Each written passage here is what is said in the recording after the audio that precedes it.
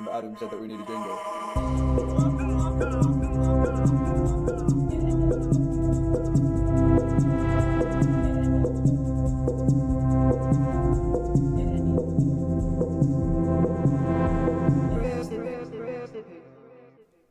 Howdy, everyone, and welcome to the Praise the Pickle podcast, episode 11. Let's get some hype. Whoop, whoop, whoop.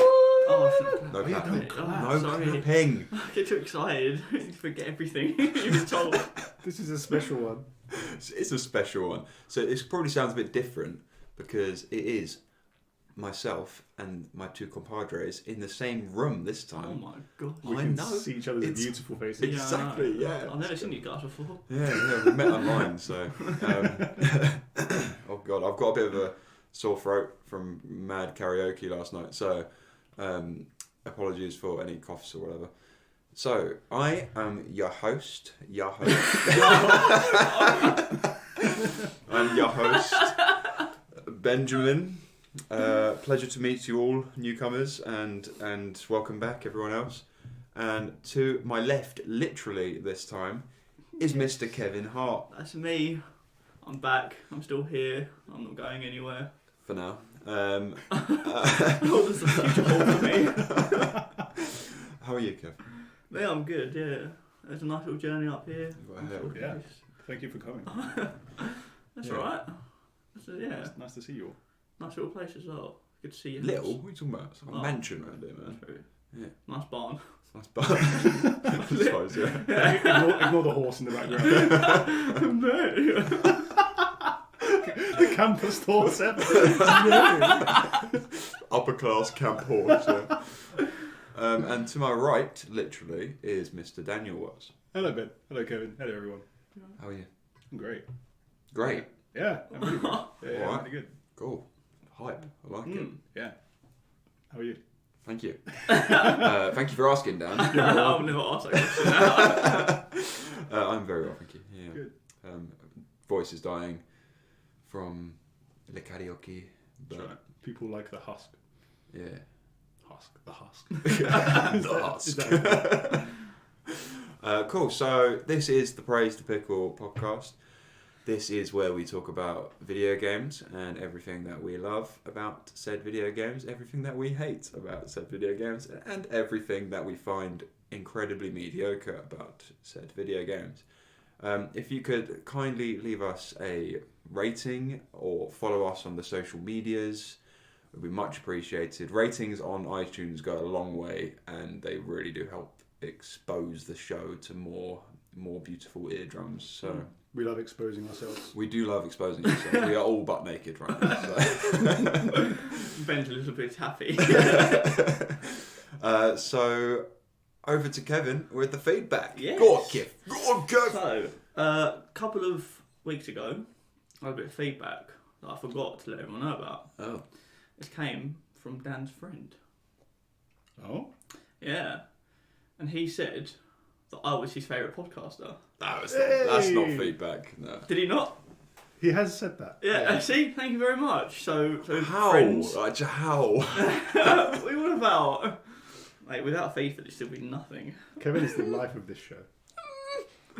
Other than that, we've had one email from our happy pickler again, who saves the day, just makes everything happy. For every podcast, we're happy to have her back. Yeah. So Last week was actually miserable, to be honest. So. Yeah. Ben gets very, very lonely. yeah, he does. Only people that ever talk to me are the people that send in emails on the podcast. So. He sits there all day waiting for the feedback. Refresh. Some weeks it just doesn't come, and I just cry myself to sleep every night. So. Oh mate.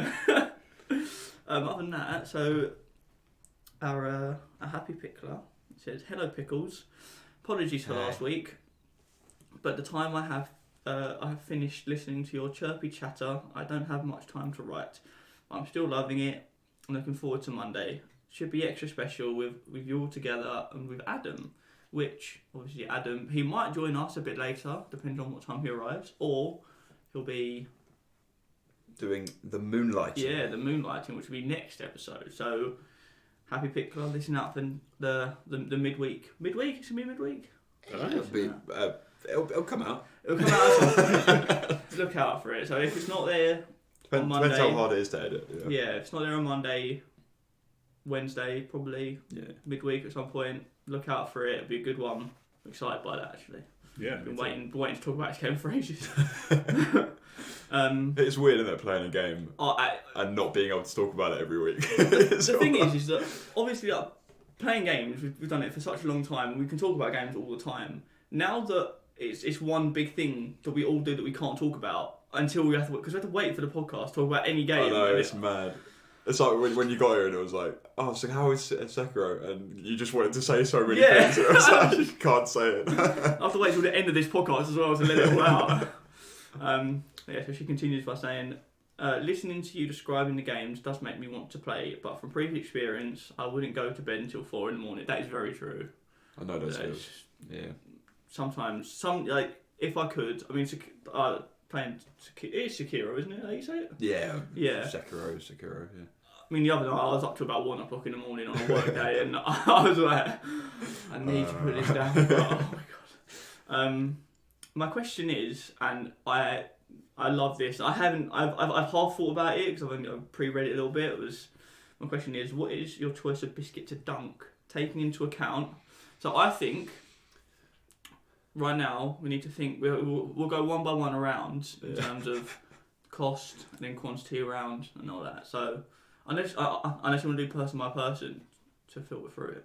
What are the criteria? So okay, the criteria is cost, quantity. Cost is a bit of a weird one because I swear every biscuit is. Surely there's no expensive biscuits. Some are dirt cheap, man. You get like a whole packet of custard creams for like 40 quid. You can. Then again, shortbreads are usually quite a bit more expensive. Yeah. Shortbread's just naff. And you get those like. Any of you guys Fox's pick Crunch shortbread, man? You are messed Oh yeah, up. no, we're not choosing it. Oh yeah, you got. Fox's Golden Crunch. You only get like 10 in a bag. Yeah.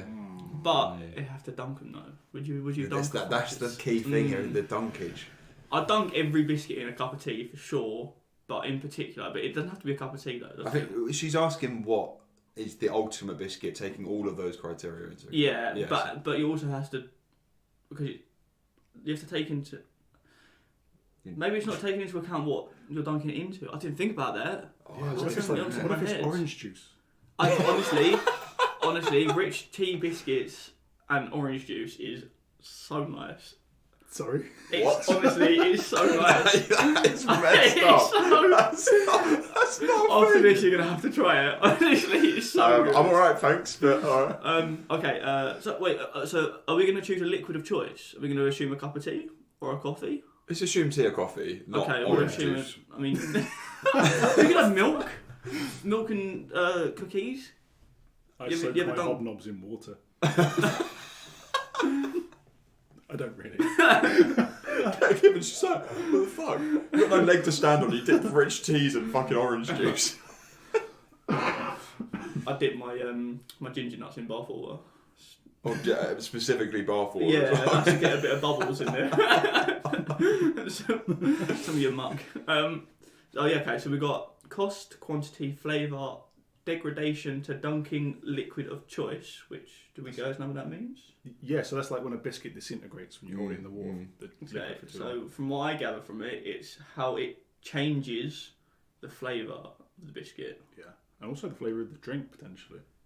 What are you talking about? No, it's degradation in terms of it breaking apart, right? No, degradation to dunking liquid of choice. So how does it, dunking it into something, change the flavour of the biscuit? So for example, you eat a rich tea, it's a bit dry, a bit naff, but when you dunk it in there, it changes the flavour. No, degradation is like degrading. But it also has structural integrity. I see. Oh, okay, alright, yeah, no. So structural integrity is how well it stays together. Yeah. So are we do we want to go by so person by person, going through the list, or do we want to go one by one? God. 45 minutes into the podcast. Yes. So for cost, we've got this one. Now, what is your favourite biscuit to dunk, Kev? Go on. I can't go first. I haven't thought about this so much. It depends if I'm drinking tea or coffee, I think. Right, give me an answer for both. Alright, so bourbon creams. Oh, no, I didn't think about bourbon. With coffee, because chocolate and coffee just make the perfect combination. You basically make like a caffeine mocha on the fly. And And then then you can pull the bourbon apart, and then you have like one side which is just the chocolate biscuit, and you have the other side with the nice chocolate cream on it. And if you hold it in for just long enough, the cream starts to like melt. It's all soft, and you can like lick it off. Where's our cup of tea and biscuits right now? Custard creams work just as well though.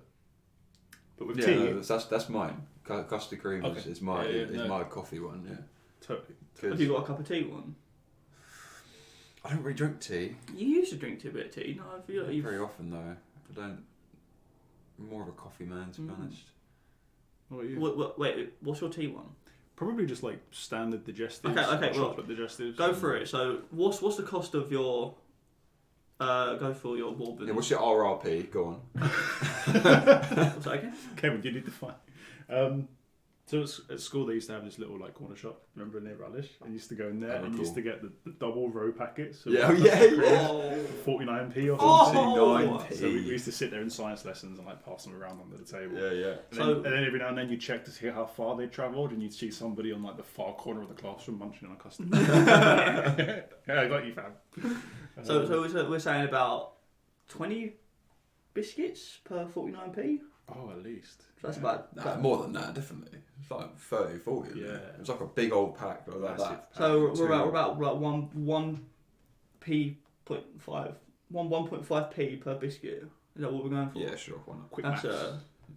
that's Pretty pretty good. terrible. It's gonna, but- it's gonna be pretty hard to Okay. challenge that. Isn't it? We're going by a biscuit that costs.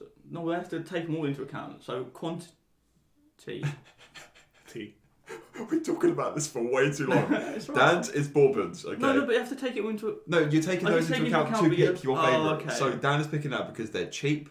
The degradation of the liquid is fine because it tastes like mocha. Yeah. And the structural integrity is good because it's quite a tough biscuit. They are, isn't it? aren't they? Yeah. And what was the other one? Flavour, I The guess. flavours, chocolate. And Chocolate and yeah. coffee. Yeah. You said you. Mine's custard creams. It's basically all the same reasons, except for the mocha thing, and I just prefer custard cream flavoured. They change so. I feel like the custard cream flavour changes a lot more. Yeah, than it Dunkin'. does. Yeah, it's quite I nice. prefer custard creams without the dipping substance. Yeah, custard over creams are over banging, bourbons. man. Yeah. Oh, I want custard cream now. Why are we doing this? So I'm gonna go for. You said it before with a tea. So just your standard McVitie's digestive. What, You've got to be plain? careful though, because they fall Yeah. apart quite easily. I don't like chocolate digestive biscuits. Oh, Dunking what? them. Well, Dunkin' them. Yeah. I don't like. Well, you milk. drink tea, didn't you? Though, so like, Yeah, chocolate that and makes tea is sense. not really. Well, it's not. It's melted chocolate as well. I don't like melted chocolate. What? I'm not a fan of melted chocolate. I'd 100% like having chocolate. I'd always stick it in the fridge so I make sure it's hard so I can eat it like that. If it's melted in any way, I don't like it. I know. A lot of people will really prefer it the other way around. They prefer melted chocolate. I get I it. prefer with it. It's the just a Dunkin', different though. thing. I don't like the texture. It's too like sticky in your mouth. Melted chocolate. Now that I'm thinking about it, I can kind of understand where you're coming from. Ben's perplexed. Perplexed. That's a good word, man. Shit, someone's expanded their Dictionary vocabulary. Kevin spent this week reading a thesaurus. I need more words other than like. Alright, sweet. Yeah, I think just because and a lot of the time as well, I go by twos because also what I like with digestives is that they're quite big in terms of your cup usually. So you have to nibble around. Like once you like get the top bit going up on a bit, you might have to nibble the corners just to Yeah. It get more in. sounds like you've got too small of a mug, to be honest. Maybe, but it's part of the fun because Part of the fun, then you have to like change the biscuit around so it fits lengthways in. I break them in half, so I have like two I semicircles. can't do the Alright, crumbs. I'm calling it there. Okay. Our biscuits of the year. Okay, sod game of the year. Don't need none of that. Okay, our biscuits of the year are bourbons, custard creams, and digestives. We're so English. We are in with Jesus. What's a non-English one? Like an oat or something? Like an oat It's biscuit? I love this biscuit. dipping it in the tea. Get the spoon! It's dunked in! Get the spoon! Alright, cool. Okay, well, I guess it's time that I've been dreading. I'm gonna let you a little secret. Yeah. I have tried to take syllables into account for this. He's like a proper rapper now. I had to like as I was going down, I was writing the syllables, and I had to like, obviously try and mix up the words to try and fit the syllables in so it would flow a bit better. Ooh. But we've missed a bit. We have. So Kevin. Oh. So Kevin. If people It's weird you saying this to my face. wanna love us and appreciate all the hard work that we do, you know, driving 2 hours to get somewhere to do a podcast just for the satisfaction of everyone's eardrums and ear canals and earlobes.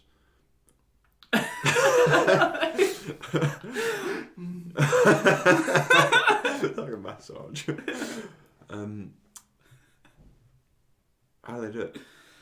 Well, Do you want a beat? do I want to beat? He wants a beat. What sort of timing? Give us a timing. Like tempo, come on, like 90? Give us a metronome. Is that too fast? You want to... That sounds like it's probably right.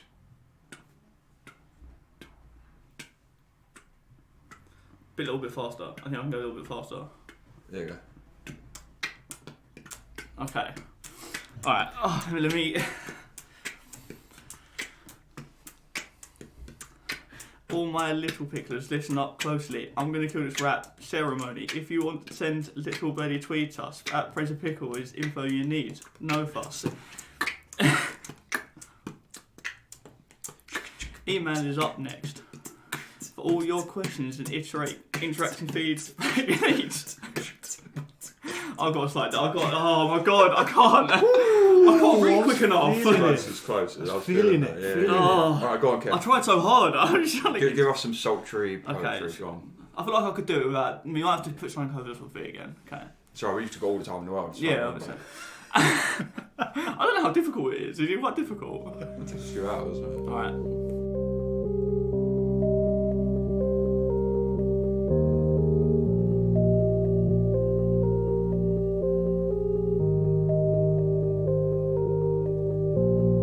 All my picklers, listen up closely.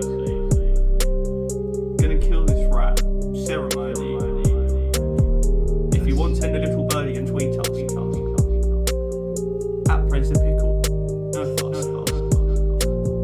Email is up next for all your questions and interacting feedback needs. PraiseThePicklePodcast@gmail.com. Response guaranteed. Next beat to your favourite rapper. K-Dot's on the mic.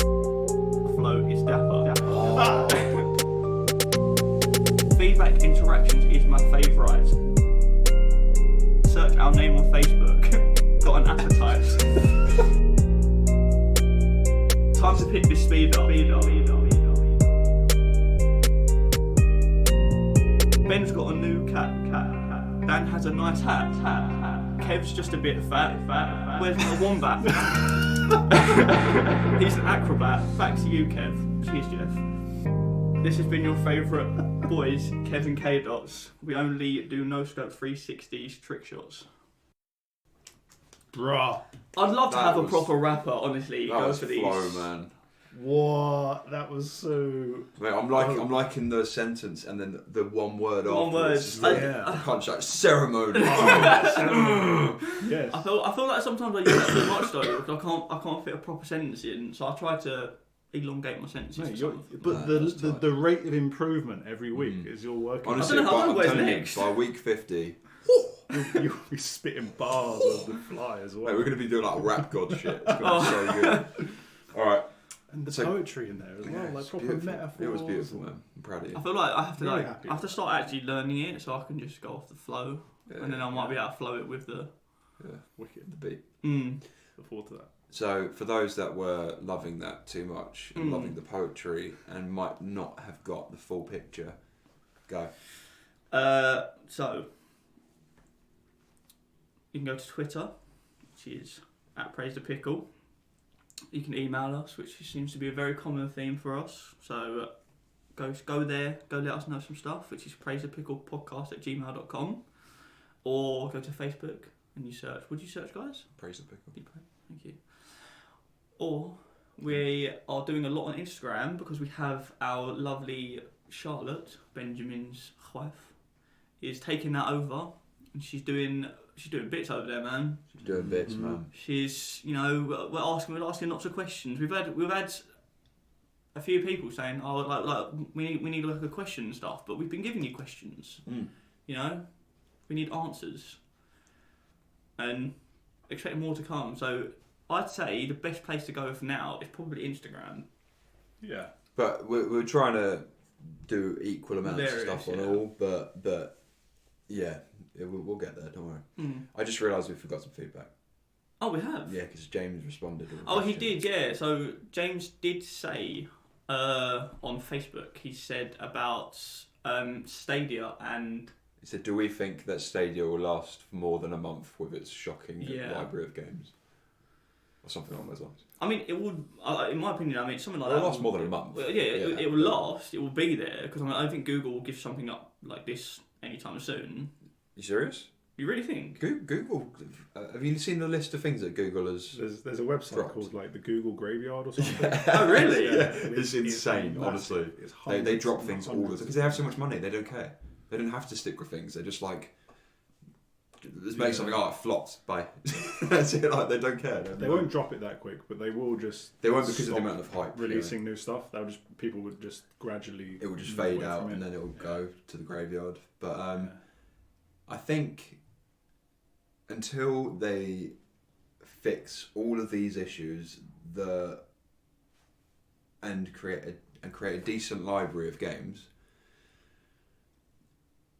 And in my opinion, they need to make like a subscription service. If they made it a subscription service, then it would like Netflix. It would be amazing. Like if they did that from the get go, it would have taken out. Like it would have been a massive phenomenon because it's it's not the fact that you can just turn it on and just press a button and play a game. No patches, no downloads, nothing. It's just streaming. That's not the thing that would have made it good. The thing that would have made it really good would have been if you had access to, for example, Game Pass. If you look at xCloud, and they have 50 games, and you can literally turn it on and just be like, I want to play that one. And you just play it. And it's all there for you. All you have to do is pay a fee a month sort of thing. I think that's the route they need to go down to keep this alive. If they don't, then I don't. But even then, you can't. Nobody's going to pay £10 a month for like 7 games. No, that's what I mean. No, increase the library and make a subscription service because this £10 a month thing. Have you seen the free games that are coming with next month's thing? Was it Farming Simulator 19, which is last year's one, isn't it?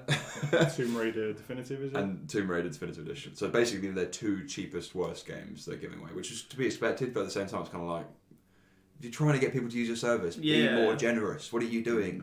Gaming is so competitive nowadays. You want to be putting out the best, and you want to be putting out Farming Simulator. I know, I'm sure there's an audience for that, but could have an audience. Yeah, but not last year's one. Like I'm sure Farming Simulator 20's out. Surely, I think it has the same format as FIFA, like where it comes out every single year. The end of the year. I guess. Otherwise I wouldn't put a number at the end of it, would they? Yeah, exactly. Yeah, but I think it can survive if they put the effort in, but in its current state, it won't. I feel like they need to just open arms and join with like Xbox or something.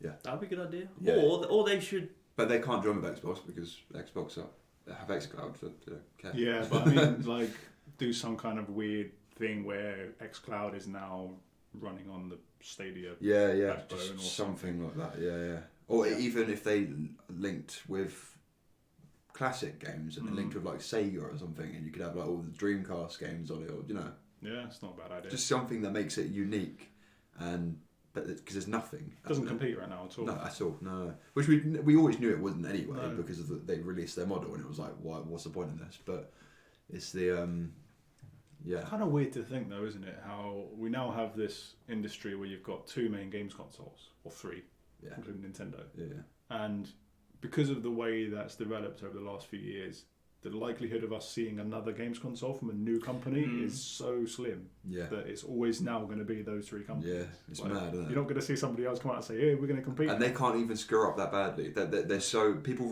love them so much, I mean, a lot of people hate them as well, but that's the point of having the free, is that people go, I hate Xbox, I want to play PlayStation sort of thing, but they have screwed up so much in the past. Like you look at Wii U, it was one of the biggest flops of a console ever, but they still just went Nintendo Switch, and everyone was like, yeah. Like, no one cares about the Wii U now, do they? They're just like, they care about the current thing. Like the idea of Nintendo is so good. It looks looks really nice. Every game I've ever seen play on it looks really smooth. It does, and the game is so fun. That's what I like about Nintendo. It's fun. But just and the Switch, they're there's nothing.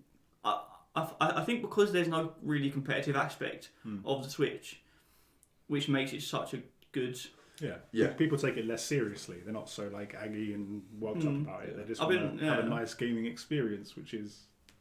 Anyway, we're deviating massively. Cool. Thanks, James. Thank you, James. Yeah. Keep sending in questions. Yeah. Mr. James works for Game, and so he should have a lot more questions in this. So I don't understand why and he recently bought a game PC as well. Did he? I think so. Yeah. Oh, I remember. Yeah, I remember saying he was going to. Yeah. Yeah. Whether or not he actually did that, I don't know. Let's link up. Is it? On to the news. Just segue then. Should we just go segue straight for the jump stadium in, news? go for All it. right, sweet. Have we got more news about? There's going to be stadium news every week for about the next 6 months. It's the big thing at the moment, but we spoke about it so much last week. I don't really want to do too much on this. Should we just kind of? I will fly through it. Yeah. This is more about Google's responses to things. Yeah. So the big thing that people are complaining about at the moment, apparently some companies are calling for lawsuits and things, is that they advertise this system to be 4K HDR 60 FPS. It's basically significantly more powerful than any games console can do, right? Or as they say, the Xbox One X and PS4 Pro combined. Well, yeah. That's what Speaking in terms of teraflops, it's supposed to be a 10.7 teraflop GPU, which is, as you say, the Pro and the Xbox a lot of One flops. It's a hell of a lot of flops. Imagine that in a pool. So Digital Foundry, who I think I mentioned like the other week actually, they do really cool YouTube videos where they basically deconstruct the technical aspects of mostly gaming related stuff. Did a video where they proved that Destiny 2 and Red Dead Redemption are not being rendered at anything even close to 4K. So Destiny 2 is actually rendered at 1080p. Sorry, I just took a picture. Sorry, guys. of the mic. No, you'll see it on Instagram, don't worry. Okay. 1080p is what Destiny 2 runs at, and it's upscaled with this checkerboarding thing, kind of like the PS4 Pro does actually, where it renders in a slightly lower resolution. Well, Xbox One S does that. The Xbox One S runs at 1080p, but you can upscale games to 4K on it.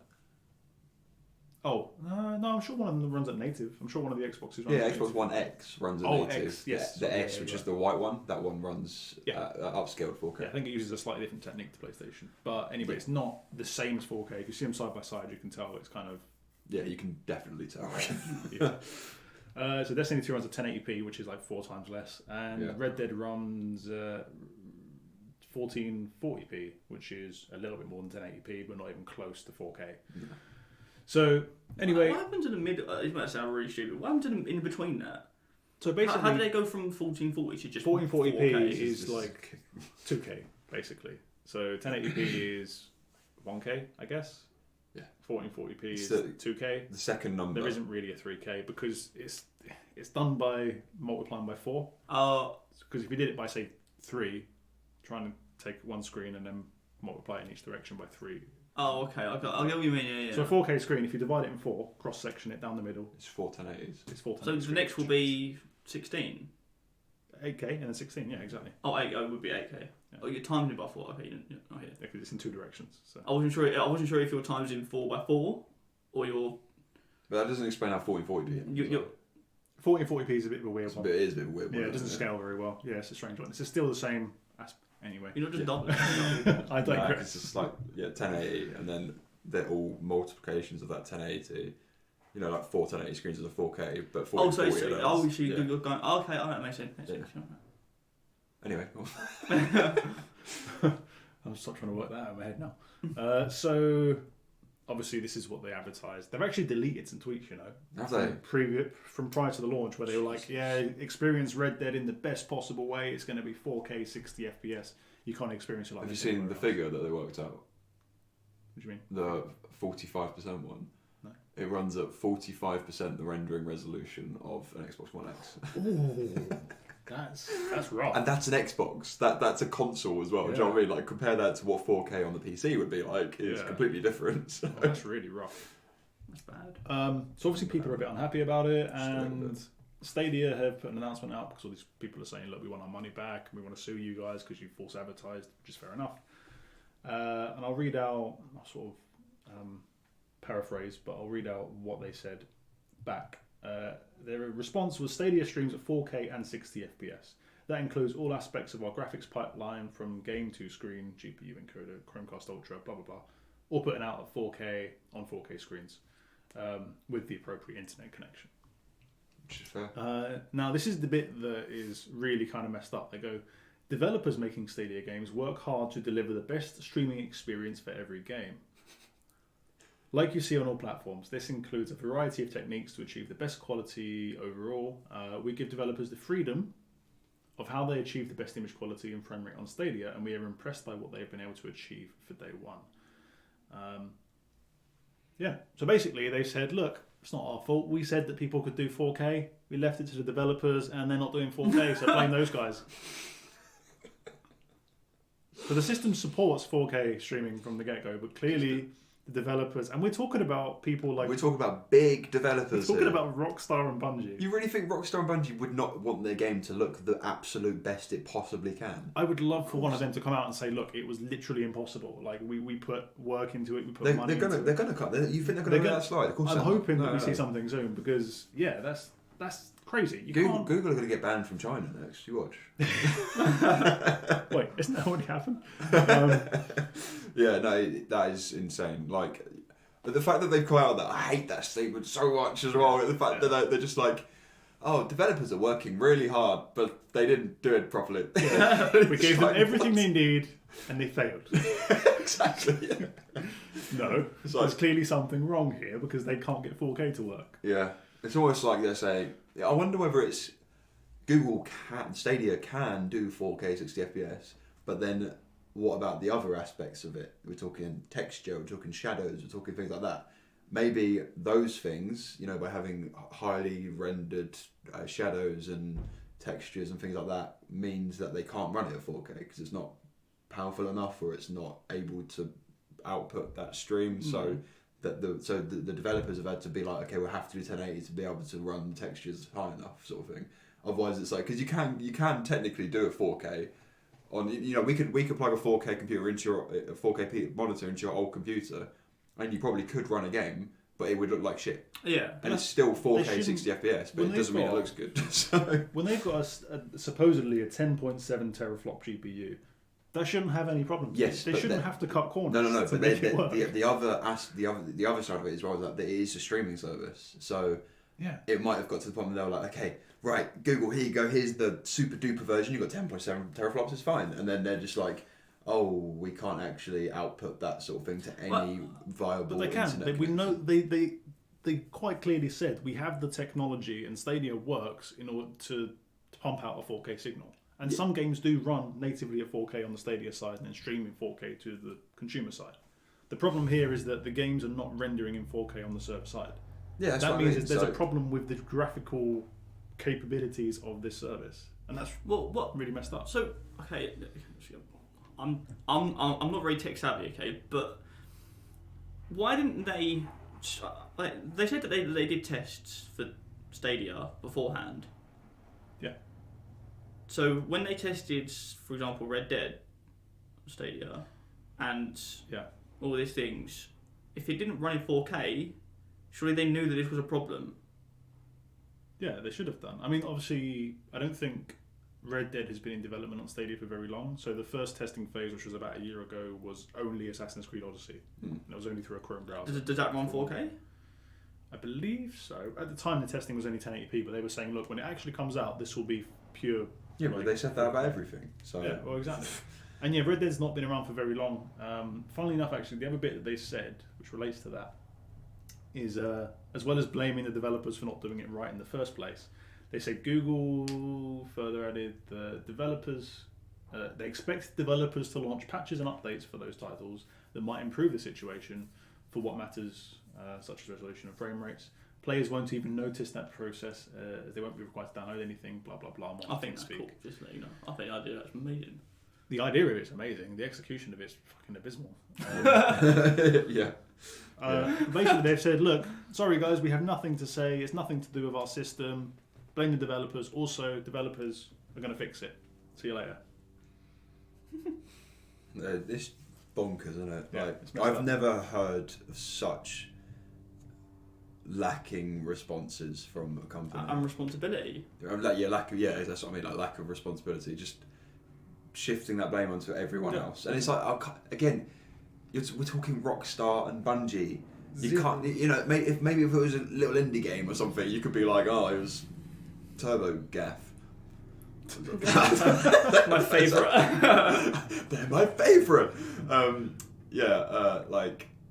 If it was this tiny company, maybe I could be like, okay, yeah, maybe they are to blame, sort of thing. Yeah. But not Rockstar and Bungie. No way. Mm. You look at how much effort Rockstar had shrinking balls in testicles on the horses. Yeah. Do you know what I mean? Like, we're talking that much detail. detail. You really think that they're going to be like, oh, you can just have the 1080p version? No, of course not. It's They're never going to do simple. that. If it was possible to do what Stadia is saying it can do, Mm. and they did in the marketing, then the people that will have been able to do that are Rockstar and Bungie. Exactly. Of all people.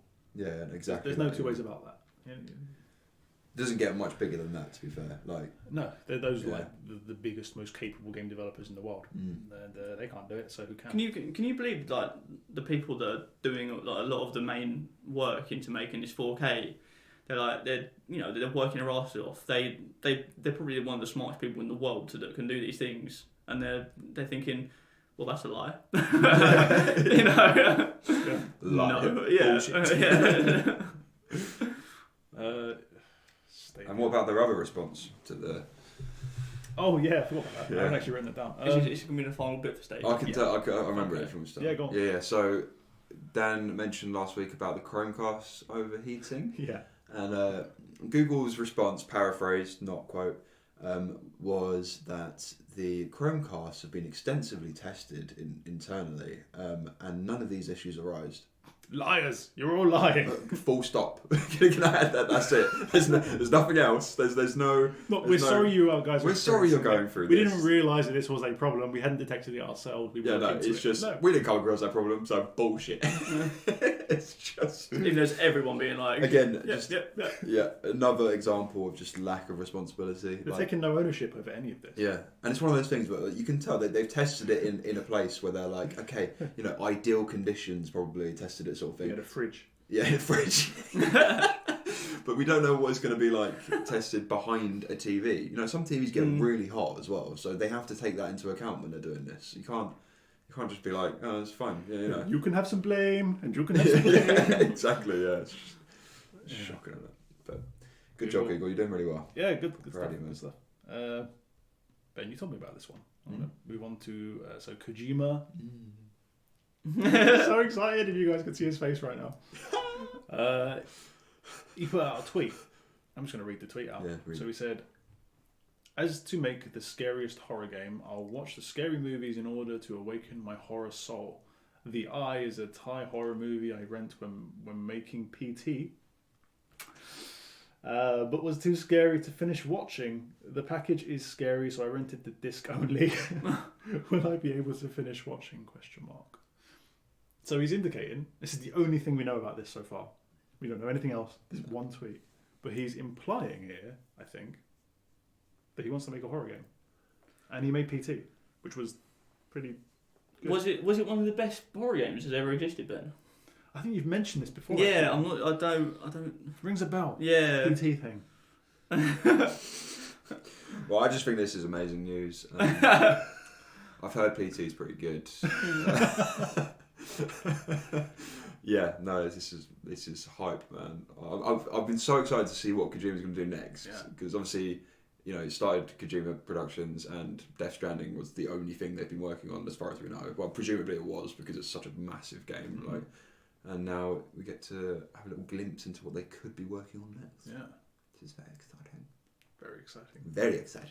If as we mentioned earlier on, we're all naked right now, so Ben is quite full on.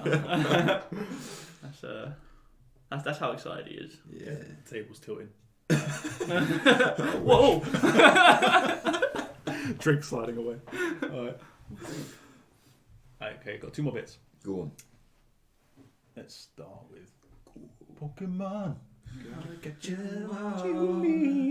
I know it's my destiny. Pokemon. Oh, you're my best friend. In a world we must defend. Pokemon. Gotta catch 'em all. Oh, so true. This is the news, guys. We'll stop there. Our courage will put us through. You need me and It's teach. you teach me And I'll teach you. Pokemon. Gotta catch 'em all. Gotta catch 'em all. Pokemon. Squirtle. Squirtle. Nice. Pokemon rap next week. Ooh. Write it down. Write it down. Okay, so Pokemon was received what's the Metacritic score recently? Like 81, I think, roughly. no, the user score. Oh, well, okay. It's like 3.5 or something Is that out of 5? out of 10. Out of 10? Oh, that's sad. Yeah, it's pretty sad. So it's been one of the worst received Pokemon games in history, but also the biggest. It's 3.5. It was really low last time I checked. Why? What is it now? I don't know. I haven't got a signal. Oh, yeah, it's really, really low. People basically bombed it when it came out, which is a stupid trend. People stop bombing stuff. It doesn't make any sense. Review bombing, I mean, obviously. Also, don't bomb things. People stop bombing stuff. It makes no sense. People. I mean, it's not a bad message. I bring a message of peace to the world. Yeah. Stop review bombing. So Pokemon was received pretty badly, blah, blah, blah. There were a load of leaks before the game came out, and that kind of started the whole Dexit thing. They're calling it Dexit, where more than half the Pokemon have disappeared from the game. And there's also... What was the other thing that people were upset about? There's the Dexit, and there was one other thing, I'm sure. Textures. The trees. Visuals, yeah, there's a few things. Yeah. I think Dexit was the thing that they were most pissed off about. I'll be pissed off about that as well. I mean, I understand. I mean, I think you touched on it last week, which I thought was a really cool idea, of releasing little like packets of 20 Pokemon. What was that? The chair, not the chair squeaking, obviously. Oh, I can't. No, what are you saying? Yeah, releasing little packets of Pokemon into the game because mini obviously updates, patches and initially stuff. they couldn't. Yeah, initially they obviously couldn't put all the Pokemon in there. Like No Man's Sky, who have just released another update with like tons of crazy content. It's easily fixed, these things. Whether or not they're gonna fix it, I don't know if they said anything about it. They ain't gonna fix they're it. not. Yeah. Well, they okay. haven't said they won't, but they're not gonna fix it. I'm It sure is it Nintendo. Not- Nintendo not a don't chance. have much of a habit of patching things as well. It's more the Pokemon game company who basically are proving themselves to be absolute What's the word they used? Like, Quote it. terrible people. Oh. really? Why? Well, so basically they've said. Do you know about this at all? No, I'm not Do you know about the lawsuits or anything at all, No. Pokemon wise? Okay, so this is great. So when the leaks first came out about Pokemon disappearing, they came from pictures taken out of strategy guides, like the old strategy guides that you buy. Got a few of them, right? Yeah. This information appeared on some Discord servers, which then spread like wildfire to just hundreds of different websites and stuff. And what they've done is pinpointed some Discord users just by their monikers. They don't know what their real names are, but they've taken, I think there's 4 people that they've pinpointed. And what the lawyers who are working now for, they worked for people like Google in the past, but they're working for the Pokemon company now, not Game Freak, worth noting. Perkins Coy, I think you pronounce it as. They said that the leaks caused irreparable injury to Pokemon and that the company is entitled to damages in an amount to be proven at trial. So these are just like probably 4 kids sitting at home that worked in a shop printing company somewhere and saw the Pokemon guide, and who knows how they got on, regardless. The Pokemon Company International isn't suing any named individuals yet, simply naming the defendants as John and Jane Doe's in its suit, posted on Friday. It identified 4 Discord users, though it hired outside forensic experts to hunt down the leakers. Like hunt, like the word hunt being used there. They're literally hunting them down.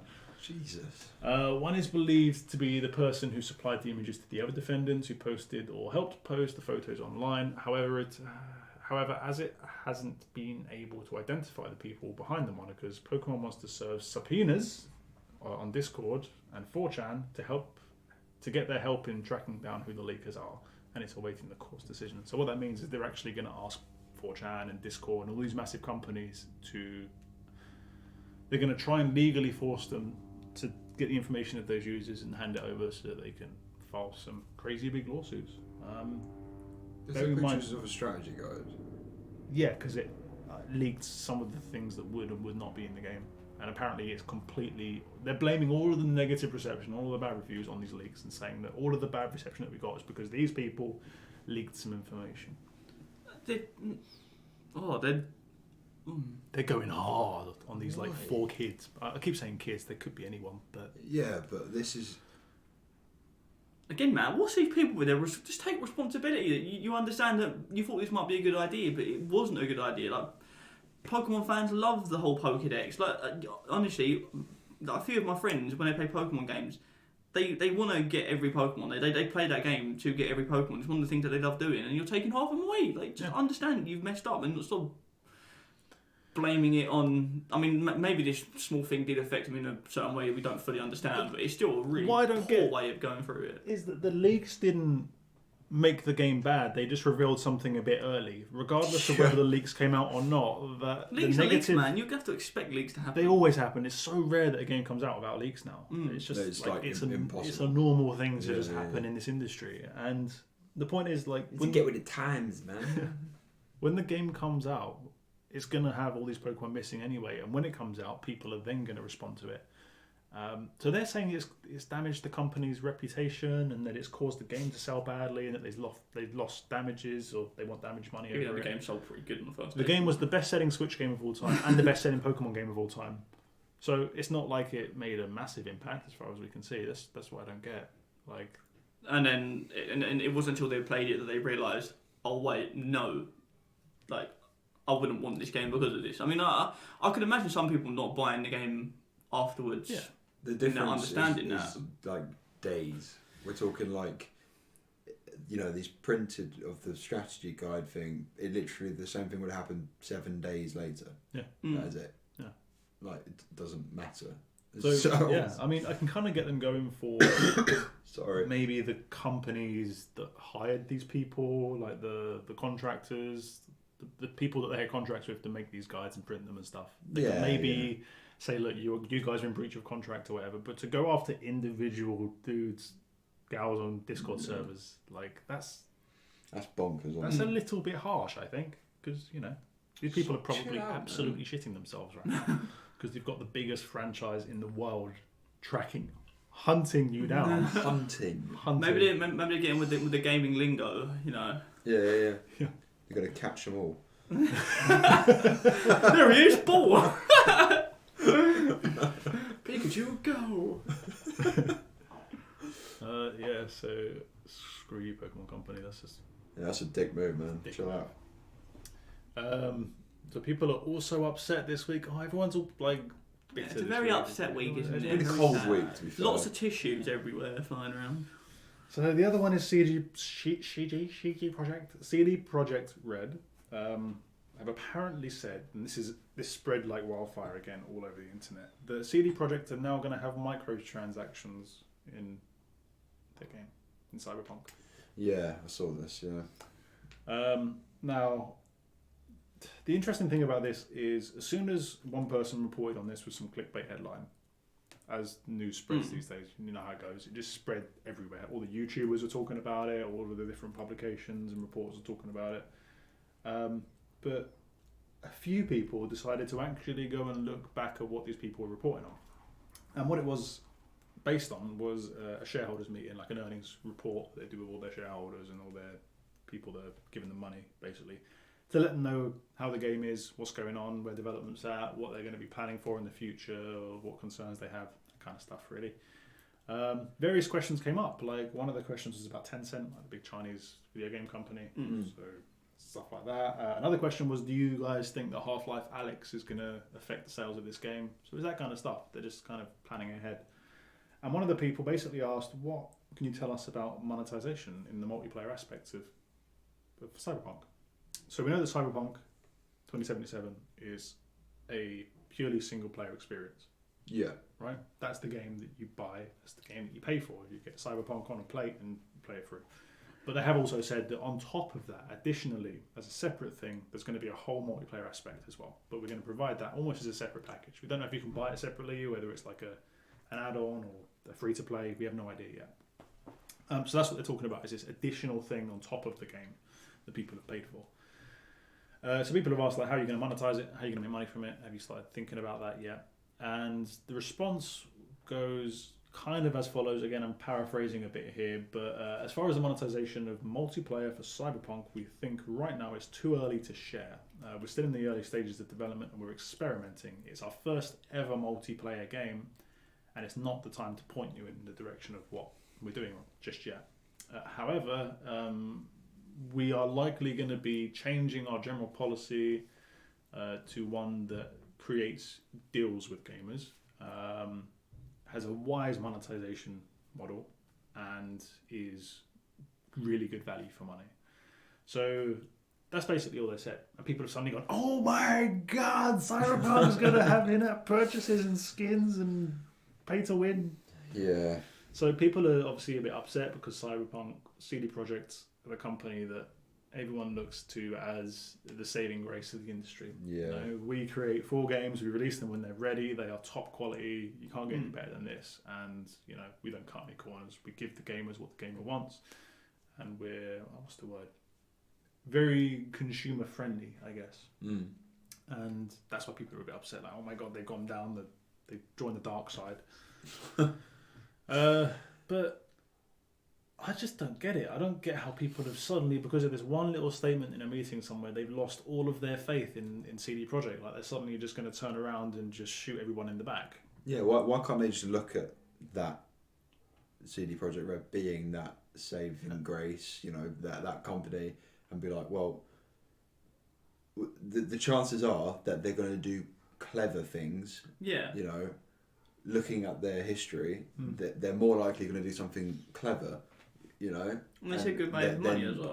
Then do a complete 180 and just be like, oh, you can buy a duck skin for 50 quid. Yeah, no, I don't get that either, to be honest. I mean, going by what they are saying, they're gonna do it in a way that it gives people the opportunity to buy extra stuff for the game. Yeah. But they won't do it in a way that it's one, it's going to change the game much, and two, you're, like you said, would buy a skin for a stupid amount of money, you're probably going to get a package of skins or something, or you're going to get something that you think to yourself, is it worth spending £5 on this? Yeah. And it will be really cool stuff. Like, the only time they've ever charged anything on top of a game that I know of is when they released the expansions for The Witcher 3. Yeah, which is a standard formula, isn't it? It's just extra content, Yeah. And it was really, really good content. They were like they were almost sequels in themselves. Yeah, massive, massive swathes of game that were put, you know, tons and tons of effort into. But I just don't see them being stupid about it.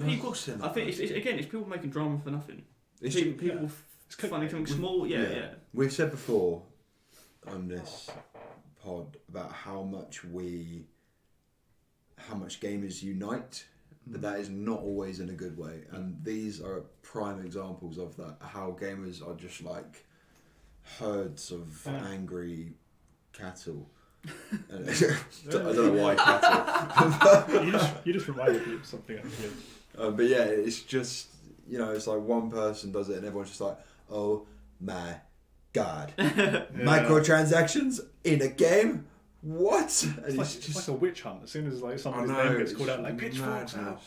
It's just like, just chill out, man. Like, just have faith in probably the most solid gaming developers out Easily, there. Like, yeah. you just have faith that they're going to do something clever.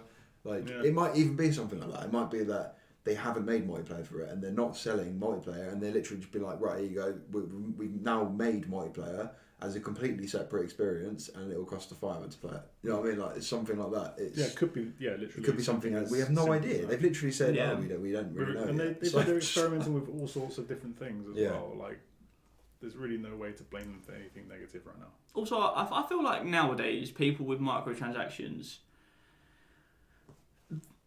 the word is very frowned upon.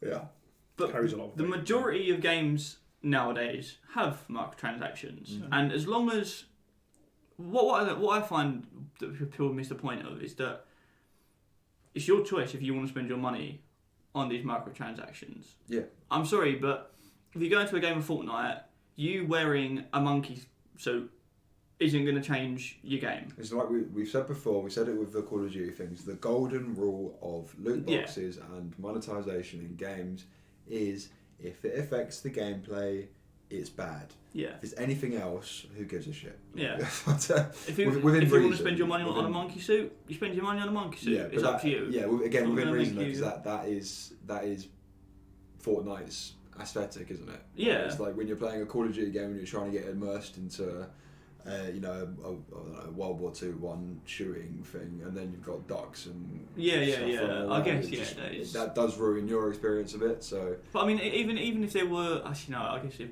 Call of Duty were to release skins for microtransactions, I'd be a bit.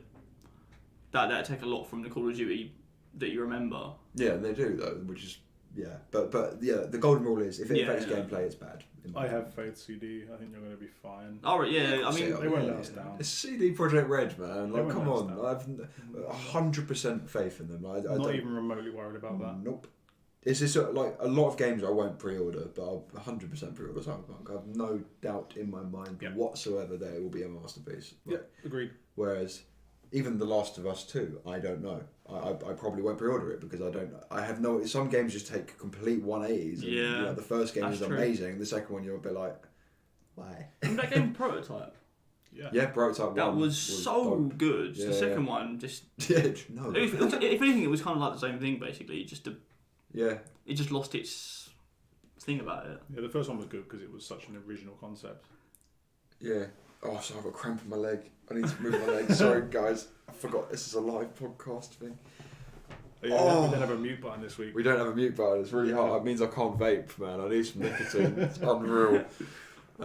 So you just reminded me because you said the word cattle about one last bit of news. Dan's turned into a horse. Or a cow. Or a cattle. The horses count as cattle? I don't know. I don't That's think why. they That's do. why I changed from the word. Horse, cow. So there's a farm somewhere. I don't have this written down, so I don't know where it is or what the details are. But there's a farm somewhere in the UK, I think, who have decided to make their cows happier, to give them a better quality of life. They've strapped VR headsets to them. Oh my god! What? Yeah. So their cows are walking around the field with like Oculus Rifts on. Oh man, I love it. I love that so much. That's the future, man. I'd love to understand what they're thinking about. What they're seeing, what just game running- they're playing. Yeah, but how do they? It's going to be just a field, isn't it?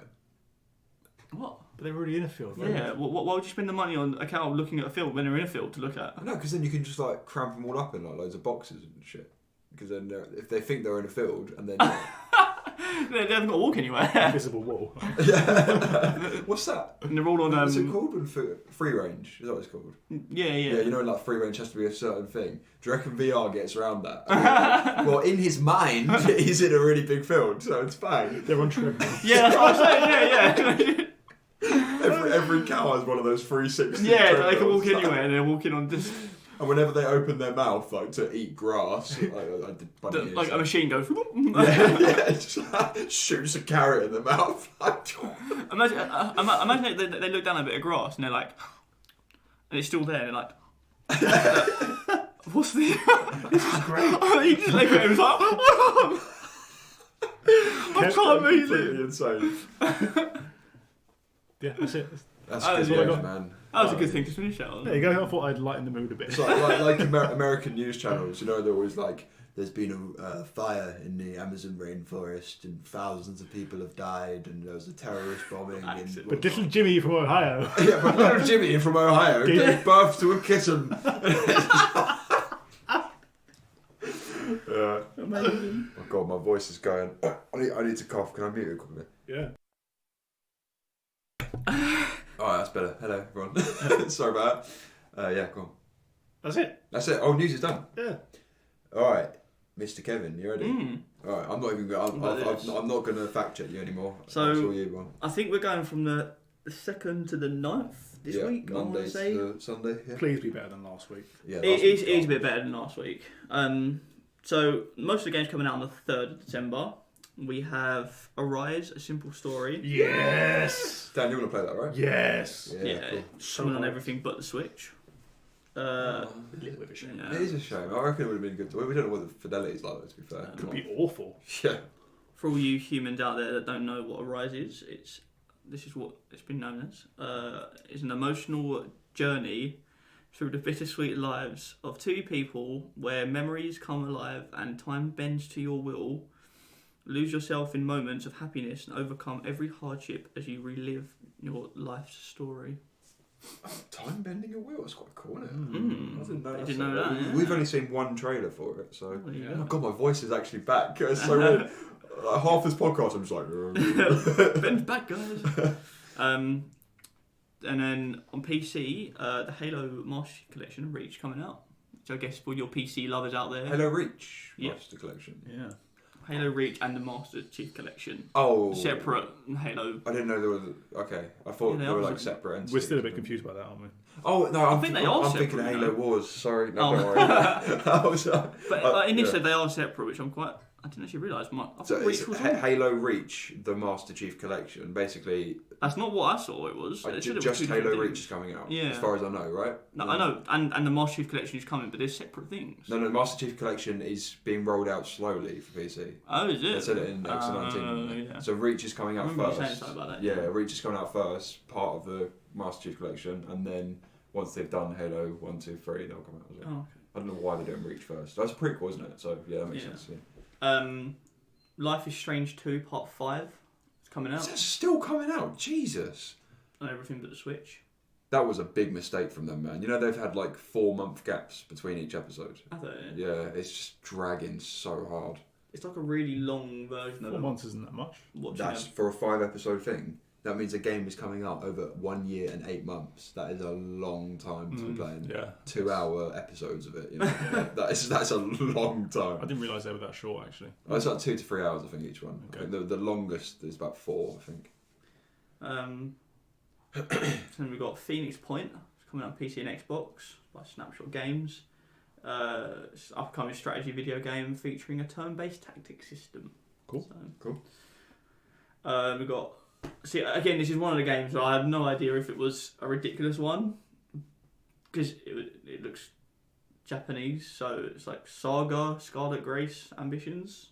Do we know what this is? Okay, good. There's too many Japanese games. man. It's coming out on everything but Xbox. It's a role-playing game, and they're celebrating their series' 25th anniversary. So I guess they've been around for 25 years. There's a you reckon? Yeah, there's a lot of Japanese RPGs out there, man. Like so many. It's insane. This one I don't know if you guys might like this because you guys you like VR, don't you? Yeah. The Neighbour's House Escape Room. I think it's the one where you go into your neighbour's house and he chases you. Oh yeah. I think that's coming to a VR. That would be Coming really on cool, PC. actually. Yeah, Quite cool, when I saw that, I was quite. I was like, oh, this could be. I could imagine it. Even just playing it, it looks quite scary being chased down by this guy. Let alone you being in that and seeing him like grab you and. Yeah, especially like this cartoon dude as well. Why is that game not multiplayer? It Like is. a hide and seek. Like one of you's the neighbour and one of you's the. Oh right, yeah. There's a lot of games like Dead by Daylight and. Yeah, things well, like like one-on-one hide and seek. that. Yeah, it's true. That could be quite good. Sneaking around the house and stuff. You got here we go. Simulacra. It's coming out all everything but PC by Kaigan What, Games. the Sega Dreamcast as well. Everything, yeah. It's AJ takes over. Oh yeah, okay. This was really weird. So it's this apparently this guy called AJ takes over your phone and decides to you to make a choice between two people.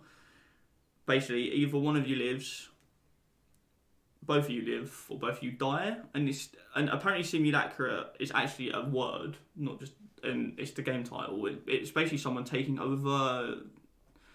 The pictures I saw, it was basically just like a mobile phone, and Sounds they like very hack odd. you into I've heard of you, this. and I mean, it looked like it had quite a bit to it. It's But like I think the whole game is like you interacting with an actual operating system on a phone, right? Like Yeah, sending I think so, texts yeah. and making phone I've seen calls games and like this that kind before. of Yeah, stuff. yeah. It looked kind of different and a bit. I wouldn't really up my street, but tools up, come on everything. Yeah, it's one of the first ones that's actually coming out on everything by the Knights of Unity. It's a couch co-op game about renovating apartments in a mysterious skyscraper. You work together against the racing clock, paint walls, move furniture, lay tiles, and unlock the secrets of the building. Cool. Kind of a That different sounds. one. Any game that's couch co-op's up my Yeah. street these days, man. Like, I just couch co-op needs to just come back into fashion. Like, It's getting there. it's getting there. I miss playing games with people there. You know, Yeah. Just not. It's one of the better ones, isn't it? Yeah, online gaming's great and all, but it's kind It's of not like, the same, it's is it? not You the can't same. have the same No, excitement. Not at all. No. No. You like Alien, don't you? I do. I love it. Yeah. Alien Isolation on Switch. Yeah.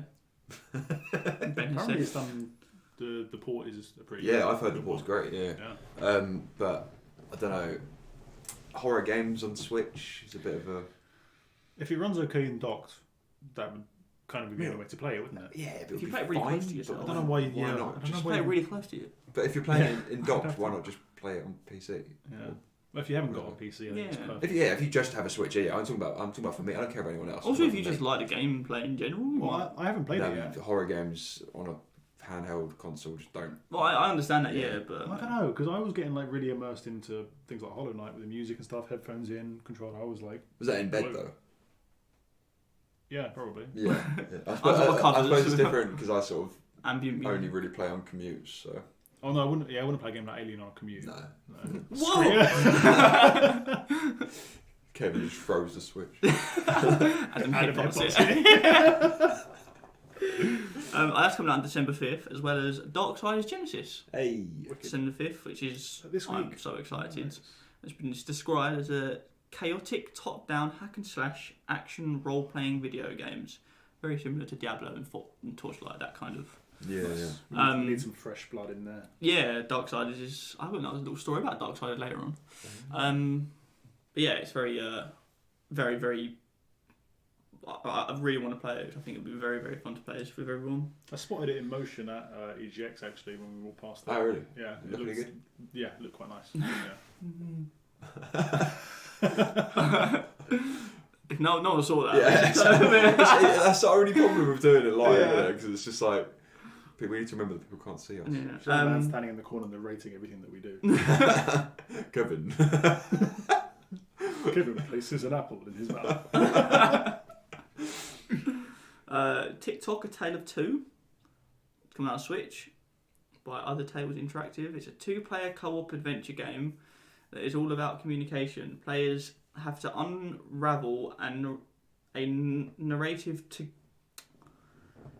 I'm just going to skip whatever that is because I can't understand what I wrote. Talk to each other about what they're doing and what they see in order to solve puzzles. TikTok is played on 2 devices, either mobile, tablet, or computer.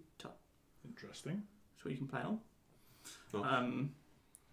And then the last one, which is December 6th, which is Space Pioneers, coming out on Switch, which it used to be an Android game. So Just stick away from mobile games. If it's what I think it is, it looks like Void Bastards. it had that look about it, but not too much. It was like similarities. But it's still a mobile port. First person, like, cell shaded type stuff. So this week was better than last week for sure. So much Doesn't better. take much. Yeah. But yeah, that's all we got for this week. Sweet. And so, let's move on to what we have been playing. See, I've played quite a lot this week, so I feel like You want to start? No, I certainly don't think I'll I laugh. feel like you should start. Why? I was thinking the same. We were thinking the same thing, right? Yeah. Kevin should start. Yeah. Okay.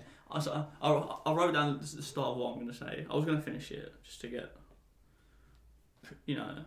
That's right. This is all pre-written by Kevin. He can't do anything on the fly.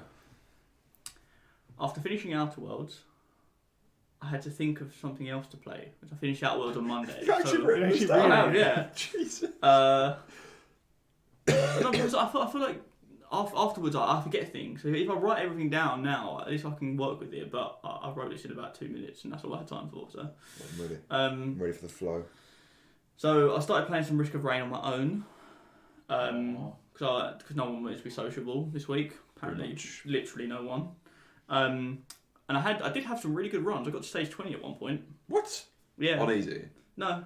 What? Managed to, because so what I've figured out in this game is you have things called what I've found out as well. It's called God runs. That obviously where this game is quite random.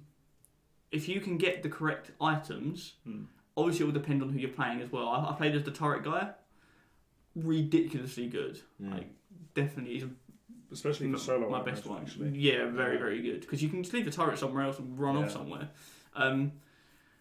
And I got to the point where I was killing things instantly. I mean, because what I found out as well. I don't know if I remember telling one of you that items don't stack too much. They have their limit. Yeah. Actually, I was completely wrong in that because the little symbol I was looking at was my biggest stack of the items. Whereas you can just stack them forever. You just continuously go. I think there is possibly a limit of it. But basically what I found is the reason I got the God run is right at the start I found a photocopier for attack speed. A photocopier for attack speed. So you know the photocopy things. Oh, you go around. Printer. The 3D printer, yeah, sorry. Oh, it's because you had a photocopier in your house. It's not even a photo, it's a printer. A printer, whatever. Yeah, the 3D printer, and I got rid of everything I had and just had attack speed. What does that one do? Attack speed. I wonder what it does. I thought you said A. What does that do? I thought you said A, tax, bead. Attack speed. Like a bead. No. That is attack bead. highly taxable. Yeah. Obviously. Found attack speed. What does that do? It says it on the tin. And my turrets would just drain everything. That sounds fun, I went from that to then picking up lots of. So you know that mushroom that you hated. There's like a little green mushroom. I think Ryan actually hated it quite a lot. It's like a little green mushroom that stand heals still you. One. Yeah, you stand still on your hill. Yeah, no, your turrets. Yeah, no, me and Dan did that. Yeah. And and you end up getting. You just have everything. Everything you have is just ridiculous. That you have things like you shoot one person, it bounces off everyone else, and it lays like a million grenades on them. And yeah, and I got to the point where I could just jump from teleport to teleport to teleport to teleport. But then what happens eventually? Because we and you did that, and then we had to obliterate ourselves eventually. You don't have to obliterate yourself. When you go to the obliterating thing, once you touch it, you get the choice. You go down to the bottom. Yeah, and I was just going back through around, and then but I remember seeing an achievement for completing 20 levels. So when I got to the 20, because at this point about 1 o'clock in the morning, and I was like, I've got to stop now. I got to the 20th level, and I was like, if I obliterate myself, I'll complete it, and I'll get that achievement. Didn't actually technically finish the 20th level, so I only completed 19 of them. And I was a bit sorry after that. But that, yeah. So it just goes on forever then? Yeah, you can just go on forever. But there's like when you go from one level to level, you end up having bosses during the level. Yeah. So I mean, I still struggle with that stupid freaking squid or the jellyfish. Yeah. It just annoys me. But I mean, that could just be sitting there. You go into a level and it's just sitting there. And yeah, it's weird that if you have a run like that and you just keep like me and you when we did the easy run the first time round, and it was easy mode to be fair, and it wasn't hard, and we were just like melting everything, and it was fun for about an hour.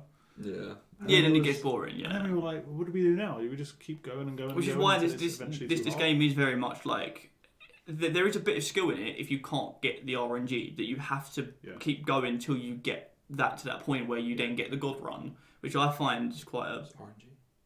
Random number generator. which is where That's for the listeners, not for me. yeah, which is where obviously it's. I feel like with this game, you have to keep playing it with different people, and then obviously everything's a bit different. But the end point for me is when you get to that point when you don't have to do much. I think that's where the end point of these games are. Whereas I feel, I mean, it does kind of make sense. I mean, if you are doing really well, you should get rewarded and it should be easier. But then it does lose its. What's next? Do you know what I mean? Like, yeah, I do understand. I mean, again, it is in early access, so. I don't know. I don't know how much. In terms of being on a game of the year, because I played this quite a bit on my own, Yeah. I wouldn't put that in there because it's definitely lose a lot more fun when you're not with your friends. Yeah. Believe me, I think it was made with that. So I had to find another game to play. So I downloaded 3 games. I downloaded Lonely Downhill Mountain. Nice. Hey. Which I was so angry with that game. Oh man, that game is so good. It is really fun, It's but so good. But it's like sometimes when so this for anyone who doesn't know, it's a very very easy game that. It's not easy. No. It's an easy game to just sit and like, play. Yeah, It's okay, very I was much gonna say. and there's a very quick restart. So your whole goal is to just go down a hill. There's no. I mean, from what I could gather, I didn't actually finish any levels. Wait, what? Honestly, I could. There was one bit I just couldn't get past. You know, the first bit we have to jump from one mountain to another. Yeah. I just couldn't get past it. You know you can sprint, yeah. Yeah, I know I can sprint, but even sprinting, I couldn't, because as soon as I get to the other side, I'd crash somewhere, and then I have to go back to the initial checkpoint. So I have to go again. I have to keep trying to get over this, and you know me, I get so angry, man. Like I was. How can you get angry at this game? But It's then so chill. I still that wasn't the game I was looking for as well at the point. So no, it wasn't. I wanted another thing to like a proper single player game. You rage quit it, so go on. I did rage. I have gone back to it. I have played it, but You got past first level yet? I still haven't got past it. In my 2 sittings, I've played it. But and then I downloaded. Well, I started downloading Forza because I thought I haven't played a car game in ages. It's good fun. It's good game. Yeah, it's a really good game. But I haven't actually played that. But then I downloaded Darksiders 3. These were all on Game Pass, aren't they? Yeah. And that game, so you get a choice at the start to play on. So you essentially get 2 difficulty choices. So you can play on the original hack and slash version, where I think you just go mental and do everything, or you can play it on the tactical, I think they called it. Oh. So it's very I think they copied a bit from Bloodborne and Dark Souls. Nice. That type of, so basically you have a dodge button that when they go for the attack you dodge and it does like a certain animation and then you can do like an increased attack. But that's as far as the hack and slashing really got for me, because you have combinations you can do, but there wasn't much else to the game. It was a really, I felt like they wanted to keep the Darksiders ways about it, which it's quite fun. It's quite a fun game in general, but they wanted to keep the Darksiders like combos you can do. But then they wanted to add the flips and dodging and a bit of tactical bit to it, and it didn't really work with the game. I feel like it just needs to stick to just going all You can out. get like different weapons and stuff in it, can't you? You can get, yeah. Does that change the way that you move around and fight? Kind of, but you get such an increase from dodging things. So that's like the only. Yeah, way to do it. and obviously the lock-on system is horrible. Is it? Yeah, it's not very good. I find. I remember reading the camera was a bit rough. Yeah. I think I played the second one. Second one was so fun. I love the second You know, one. I don't know anything about Darksiders.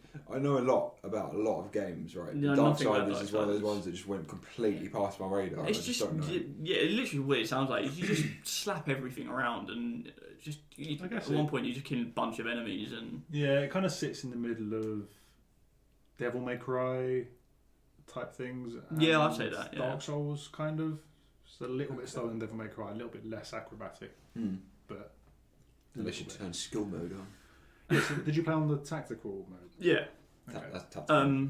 Well, I kind of wanted to see what it was about because Yeah. once you choose tactical mode, you then get to choose between hot. I think there's like 6 different difficulties between like so they easy put and two like completely really different hard. Yeah, playstyles besides the difficulty. yeah. That's pretty cool, actually. I like that.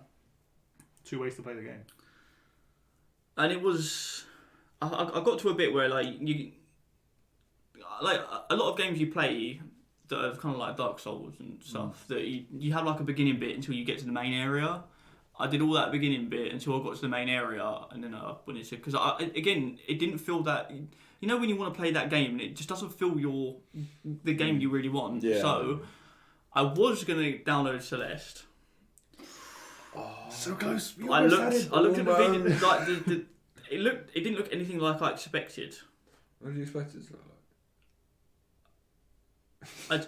I'd seen a few pictures and stuff of of like people's drawings and that, but they did nothing like the actual drawing of what Celeste was. I think it was more like what it would look like if it was. Oh, you didn't realise it was like a pixel art? I had no idea, no. Oh, okay. And then when I looked at it, I was surprising? like, this is the kind of game I know that would rage me out so much. Yeah, that's what we want you to I mean, play. even what's that game that you had on PS4? Super Meat Boy Towerfall Ascension.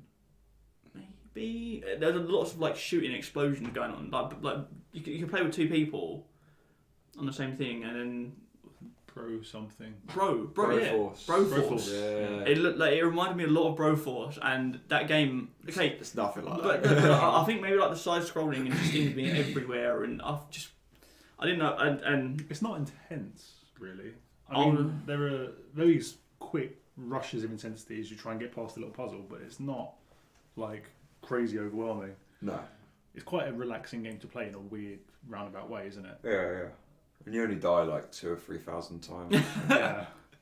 I think when I saw that I was like I can't have a game that I want to play on my own that I'm going to rage that much because I already have Overwatch that I play with other people and I rage enough.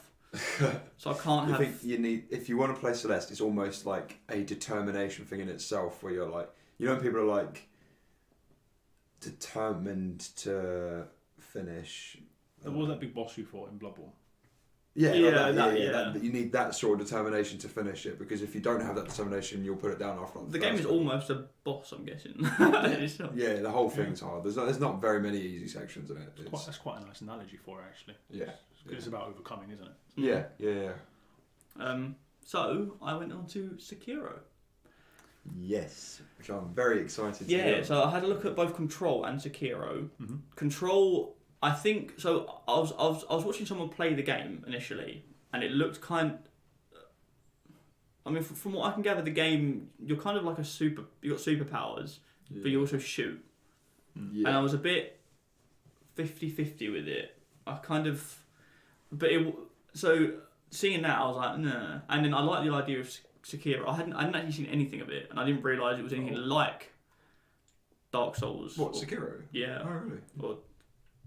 So obviously I bit the bullet, downloaded it, That's brave, man. and later on watching Control, he'd got a few more abilities and stuff, and that game picked up a lot, and it did look actually quite good when you included it all. So I was a bit 50-50. I was like, oh, maybe I should have got Control, but playing Stop it, Sekiro, oh my god, Sekiro is so sick. It makes me really sad. I really The wanted thing to is, play it. I don't want to give too much away in terms of. I don't know how much you've heard of it. Like the game style is a lot different to. Yeah, no, I know about the combat system. Yeah. So obviously, dodging in that game is the worst thing I've ever experienced. Yeah, you can't. It's not about dodging. Yeah. Okay. Yeah. Sword So play, so dodging. So okay. So you have a sword where you can block. Blocking is the main thing in this game. Yeah. Oh, that's interesting. So you have to obviously you have to be timing your blocks Because and you're stuff. like a Samurai. ninja. Yeah, samurai. Yeah. You're And more of a ninja than a samurai. Yeah.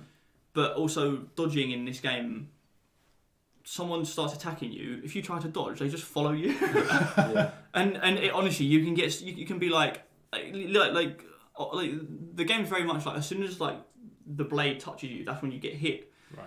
So you think to yourself, oh, I dodged at that point, but it just doesn't. The issue is that a lot of people that have gone from playing Dark Souls and Bloodborne to playing this really struggle, because the combat system is pretty much opposite, unless you specifically like solely played Dark Souls using the parrying and blocking method. Yeah. Then Right. then you're You're gonna right, you're struggle, safe, yeah. 'cause the dodging is weird because when you dodge, like you said, it's when the sword first makes contact. Whereas in Bloodborne, you can dodge through attacks and stuff. So it feels really odd, doesn't it? From what I've heard, I haven't actually played it, but yeah. So playing this game and everything, really, really enjoying it. And I got to the main area, and I started like carrying on, and so this game you can play this game in two different ways. You can play it head on, go mental, or you can play it sneakily, which is what I love. I love that you can choose how you want to play the game. So you can sneak around, go up behind someone and kill them instantly, or what I've done and now is the main first area. I practice on these people in terms of the gameplay, like we did in Bloodborne. Yeah. And it's very it's something that I needed to do because I'd gotten to a point where I feel like I was dying all the time, and obviously in this game dying is bad. You don't want to be doing it. Dying has a negative effect on this one, doesn't it? Yeah, so there's something in it that you'll find out it's not that important, but you have a 30% chance of not losing like your experience and stuff, and I think there's a bit of money as well in it, and I don't know how the money works in that game. Cause There's like a thing where you can choose to not die. Yeah. So you can. So basically, if you die, you have the ability to resurrect yourself and continue going with a penalty, I guess. No, you don't get a penalty, but you have to kill people in order to get that choice again. Right. That must be so nice for those moments where you get a boss down to like a sliver of health. Oh yeah, it is nice. Yeah. But I mean, you don't get resurrected with all your health. No. You're still limited to it, and in this game, 2 hits, like you're dead. There's a one point you fight an ogre, but it's not and like one sweep, one kick, and there's no indication that he's going to kick. He will just kick and he will kill you instantly from full health to nothing. And yeah, I started struggling. I was like, I'm missing something really obvious here. It wasn't until I decided to go back to the main area because I died to the ogre, and it took me back to the main area and carried on a bit of the story. The story's really nice though as well. Really, it's a very pretty game as well. Really nice. Yeah. And then I went initially I kept going forwards and I thought I was a little bit to the right. I went to the right and there's a guy that does combat with you. You practice. It's essentially a practice guy, and he takes you through the stages little by little in terms of dodging and timing. And what I didn't realise, you have to time a parry. Yeah. I was just standing there. It's the same in like every game. Yeah, well, I didn't. I was just standing there parrying. Oh. And that's called blocking. Yeah. The parrying is the act of. Yeah, getting. Okay. I was just blocking. Yeah.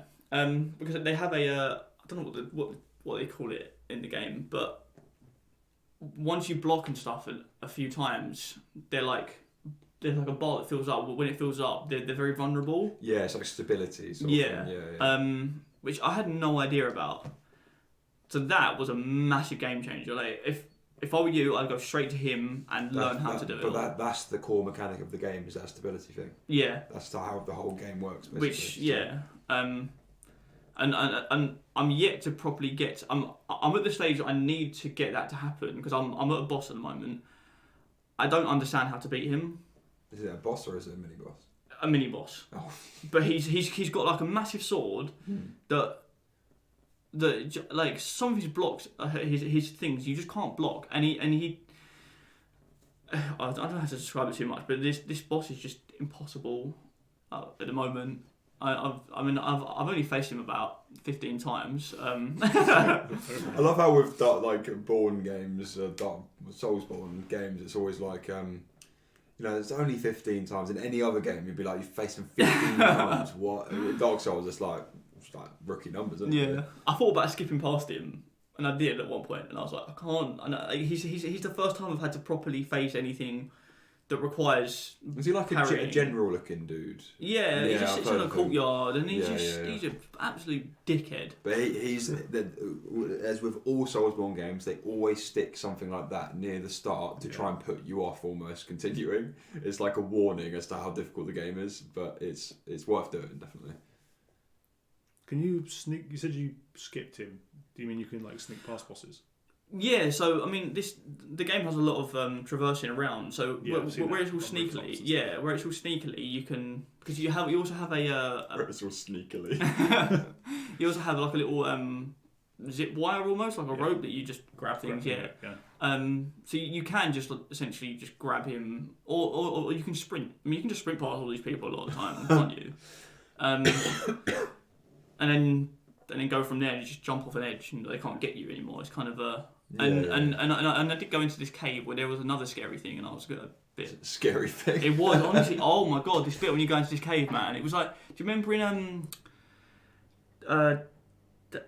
Daylight, the zombie one where Dying Light. Dying Light, yeah.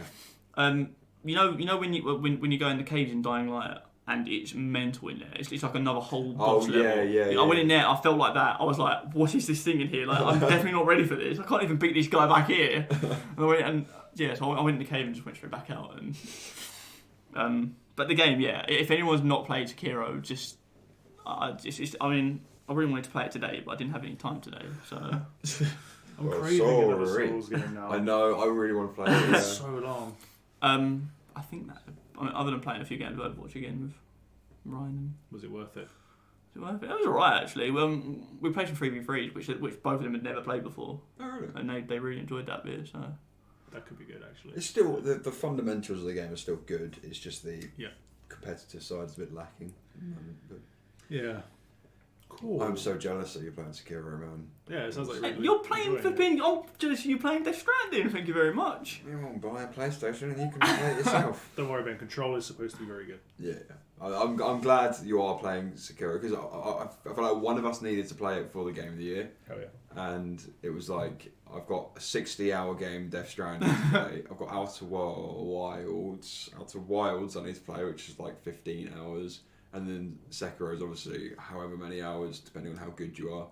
So for me, 30, it'd be about 40, 90. Yeah. 90. There's not enough time in the world to play all three of those in a few weeks. No. So I'm kind of glad that I'm playing Control because it's only like 10 hours long apparently. Oh, is it? Are you sad that I didn't get Control instead of you getting Sekiro? I don't think you would have been able to finish it I in wouldn't be time able to finish Sekiro. Oh, is that alright No, then? yeah, it's good. Yeah, because you haven't got many other games on your list right now. I've not really got anything. No. cool. I So think that you works well. get through. I'm going to be playing that game. It's going to be the same thing with Outer Worlds, except I think it sounds really bad. I'll leave it to Outer Worlds. Oh, spoilers! Yeah, Very it's going to exciting. be done. Awesome. I feel like I'm not laughing as much because every time I laugh, I cough. It's just fucking hell. Jesus. Damn me done. Can I go Yeah. now? No. What are you pointing at? Water? Oh yeah, water. Oh my god, there's water. Yeah. Thank you. Water break, guys. Water break. Oh, that is some high quality H2O, man. Hell yeah. Why's Kevin got the biggest one? Because I am the Goblin King. Because whatever he's it is. the biggest. The Goblin King. that's what goblins sound like. Okay, restart. You go. Well, you're the host. You pick, I guess. Dan? He always puts himself last every time. He never goes first. Because I have the anything. most interesting stuff to say. So, no, I'll jump to go next. No, it's fine. I've only got one game. I haven't really played much this week. I wanna No, hear about it, Dan. so- I know I'm slacking. No, he played a fair bit last weekend, didn't he? One game. Yeah. For like That's- a that's whole fine. day. Yeah, same with me. I played one game for like 20 hours. So, I should have really finished the last game I was playing, which was Star Wars. Thank you. Yes. So I should have really finished that before I started the next one, but I decided to pick up my game, which is scheduled for next month, which is Oh. scheduled. Yeah, it is. It's a schedule now. It's just Yeah. like a second job. Moonlight. Moonlight that game is Disco Elysium. Yeah. How... describe to everyone what Disco Elysium Yeah, is. 'cause I have no idea It's a myself. bit under the radar. Not many people know what No, I it is. don't think to me it just sounds like everyone's having a party. somewhere. Yeah, the name doesn't really dictate what it is. In this I feel case. like I should have written something for this because it's a really unusual game. It's an indie game which came out of absolutely nowhere. Quite literally. Yeah, just launch on Steam. Boom, there you go. Everyone enjoy. It is a point and click adventure game almost. Yeah. Kind of like Divinity Original Sin, if you've ever played that, or Baldur's Gate, Yeah. or the old Fallout I games. think that's like the most direct comparison. Oh, okay. The Wasteland. sort of isometric Yeah. point I kinda where know you what want to you go. mean, yeah. So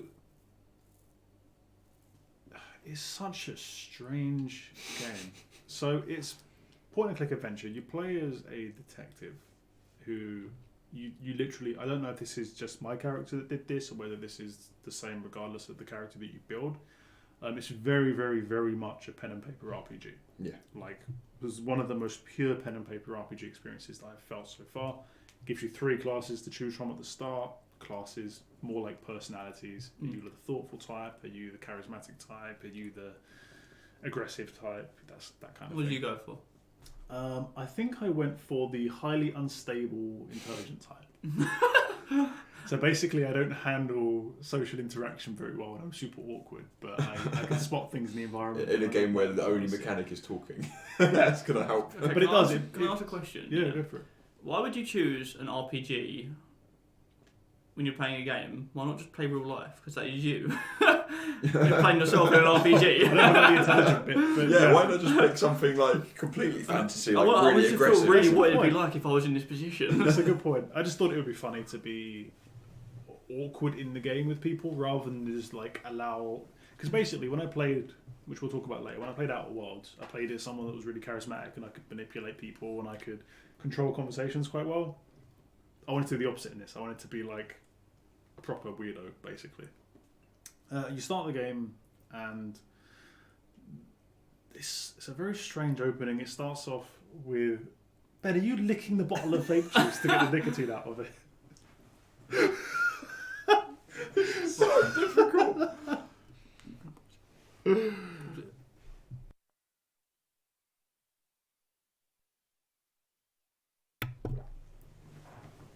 The beginning of the game, sorry. Mm.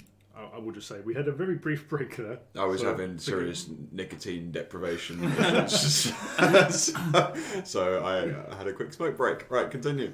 So the beginning of the game is not what I expected at all. So I'd heard there was a lot of reading in this game, a lot of text, and there's a lot of text. Sounds like this is Kevin's sort of game. I'd stayed well away from this game. There's a lot. Avoided like the plague. But thankfully, it starts with a black screen and a voiceover where some entity is talking to you, and you're occasionally given responses. And it feels like these responses mean something that's quite important, but it's like this weird kind of dream entity about waking up from the void or something. And the voiceovers are so good. The voice acting is masterful. It's got like a proper Don't hold my sake. hand. proper English Yeah. Cockney accent or something. Yeah. And it's beautifully done. It's wicked. I've heard the voice acting's brilliant. Yeah, it's really, really good. And then basically, you're this black void. You eventually wake up from the black void, or you choose to wake up from the void. Which is, What happens if you choose not to? it just keeps going for. I've tried that. I don't know. The path that I took eventually woke me up. Right. Yeah. So you wake up, and the first thing you see is the visuals almost look watercolored, like they've been painted with a paintbrush. They're really quite pretty, actually, but not super, super sharp. Like kind of artistic and Yeah, really it interesting. looks quite similar to the way the textures are done in Breath of the Wild. Well, like the rocks are sort of like. Yeah, if you look at like the painted. internal structure of the rocks, then Sorry, no, your film was there. Kevin's Honestly, I have the giggles right now. As soon as I get the giggles, I can't stop. I have to really think about something else. Control yourself, Kevin. So you eventually wake up, and the first thing you see, all these visuals, is a naked man, with pants on, crouched over on the floor, It's not very naked. not then. completely naked, Not like mostly us. pretty much naked. He's got like no clothes on. Like us, He's yeah. got a bottle in his hand, and he's basically doubled over with his head between his legs, in like basically like he's fallen over face first on the floor. And the first thing you do is basically all groggily stand up. And it's quite clear what's happened. You've woken up with the most raging hangover. You've had this crazy night the night before, and you're like, what the hell's just happened? Your apartment, the room that you're in, is completely trashed. And the first thing you do is try and make sense of what's happened. So you walk around the apartment, it's clearly clicking point. You can interact with things, it tells you a little bit about the thing.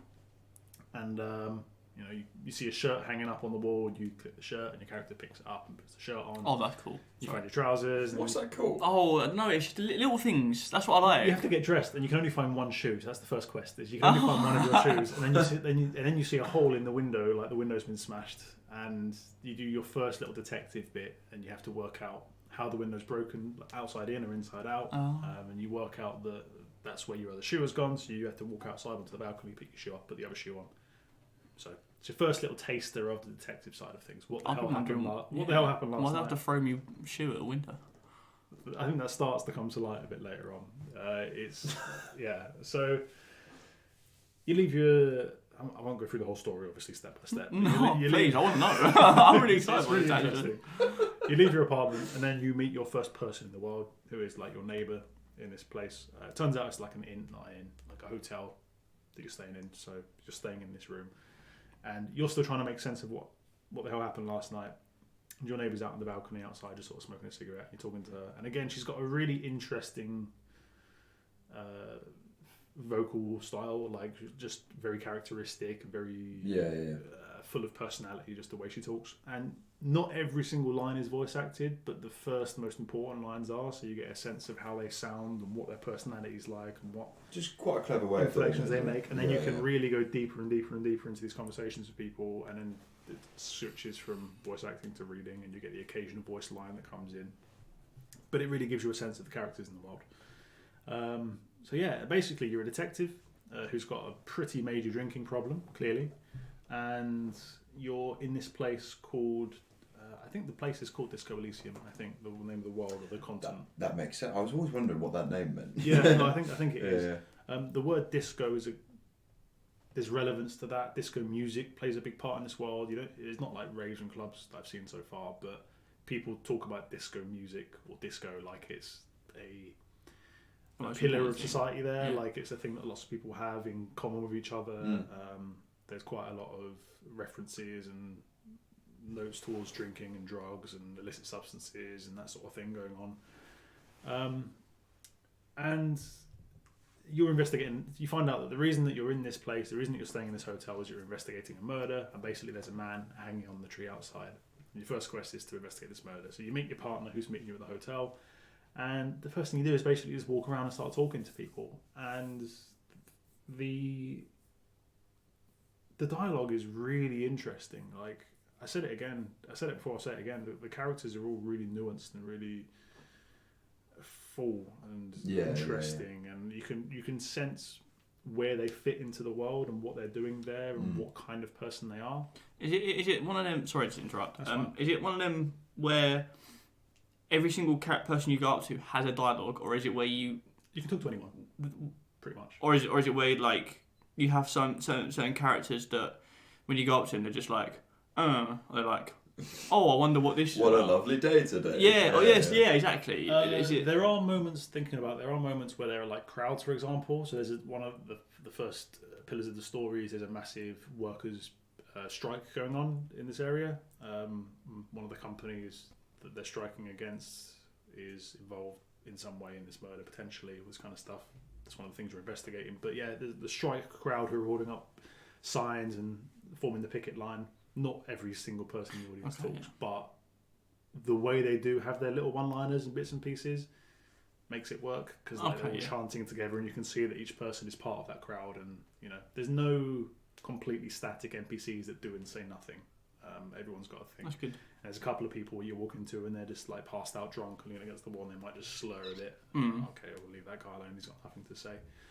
But yes, it's a detective game, so the gameplay is very much,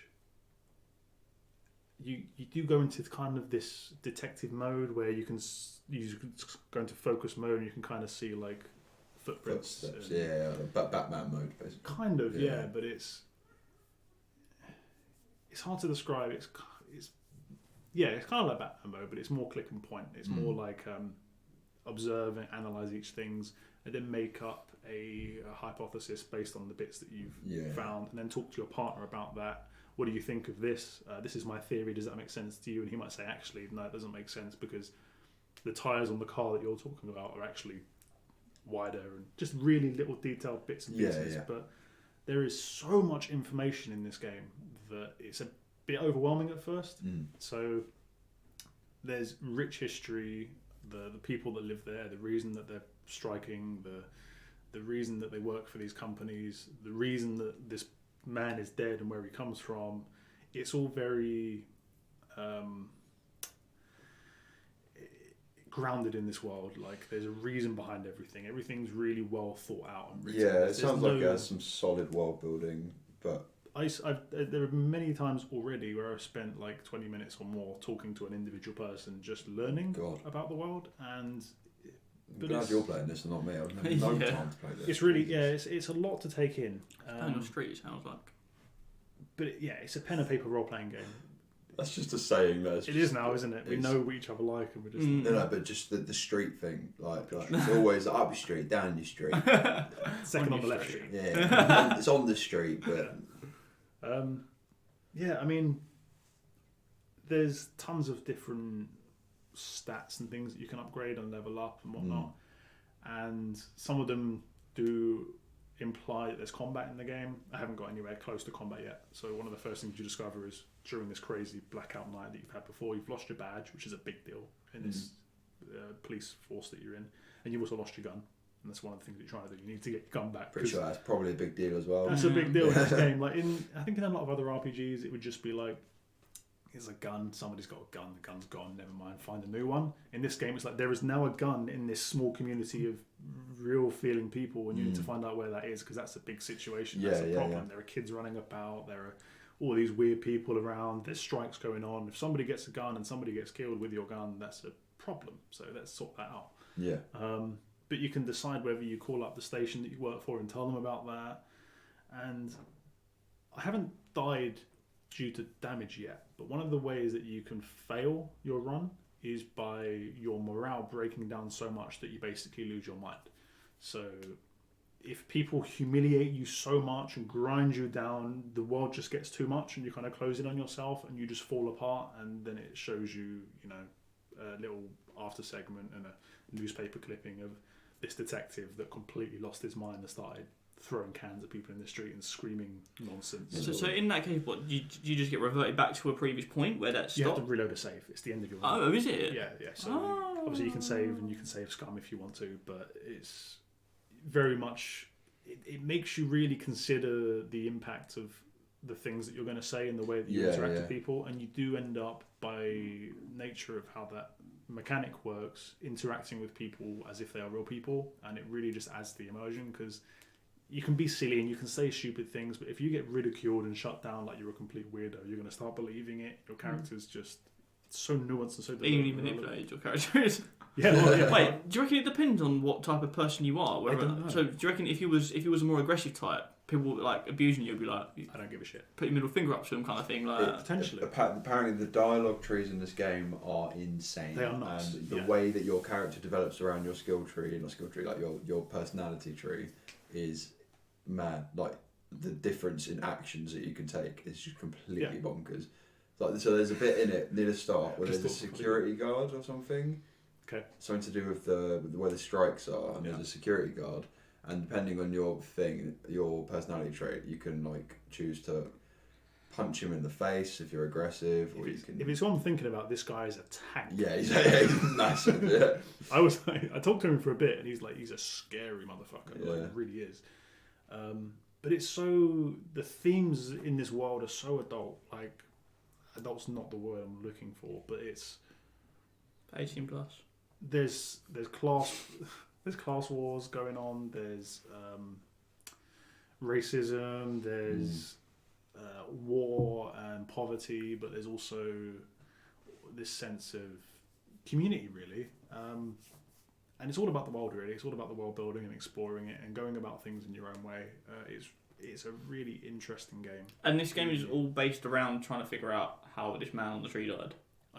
To start off with. Okay. Start off. It's just okay. It could Except be your character. Yeah. I'd love to watch you play it. Well, watch someone. Yeah. I'm the same. Or someone tell me what this person said, just so I don't have to read it myself. I think if there was a period of time where I didn't have a really long game, I was already, Yeah, I had your playing. list and stuff. then I'd probably pick it up. But there's Death Stranding now, and then I want to play Sekiro, and then there's God knows what else. Control. There's always that's not long. I'm not bothered about it. It's just you know how you always sort of have one long game going on. Yeah. But This one's going to keep you busy for a while. Yeah. I mean, there's one bit I want to highlight that I just thought of. A, because it made me laugh, and B, because I think it highlights how you interact with things in the world. So if you compare it to Divinity, which is you press an ability, you click on a target location, you shoot a fireball there or something. yeah. I don't know how the combat in this game works at all, but I suspect it goes something like this event that happens. So these two old men were kind of chilling by the side of the river. The first town you're in is like a port, like a fishing dock type kind of thing. And they're proper old geezers, you know. And they're playing a game of bowls where they're like rolling balls along or something. And they've got they've got a little ditch, and they're just kind of rolling it along, and they're talking to each other about how things used to be, and all these young whippersnappers and all that kind of stuff. And they're really funny and they're interesting. And you decide to go along and you say, "Oh, can I play?" sort of thing. That's one of the questions you ask. And if you're in their good books, they're like, "Yeah, sure, you can have a go." There's a round, they give you a ball, and you go back into that kind of detective mode where everything kind of slows down, and you go into focus mode. And there's the way you do your action is almost dialogue based as well. So you choose how to do each individual component of the action. Yeah. So, for example, the first thing might be, what do you do with the ball? Kind of like you would in a proper role-playing game. You know, you don't just say, I shoot him. You say, I pick the gun out of my holster and I cock it and I go bang. Yeah. You can say, like, what do you do? So, for me, I picked up the ball and I held it to my thing. And then one of the options was you listen to the ball and feel its weight and feel its sheen and get a sense of how the ball feels in your hands. Some deep bowls game, man. Yeah. So you're doing all this and you're like, okay. And then there's a couple of dice roll type things in there as well. And you're like, okay. And then you, what do? Do you position yourself in like an aggressive stance, or do you go into Zen mode, or do you get like really hyped up? And there's a whole load of actions leading up to this one roll of the ball. So you can imagine how like a gunshot will fall later on in the game. It'll be a big deal to like fire a gun. And I don't know what I did. I clearly didn't understand the game very well, but it was like super in Zen detective mode. Every time was slowing down. I was getting ready, and these old men were like watching me intently, waiting for me to throw this ball. And then suddenly you see my character go, you take one final deep breath, and I spin around on the spot, do a full 360, go into shot put mode, and launch the ball about 50 feet into the river. And these two old men lost it. They were like, "What are you doing? We needed that to play this game." What?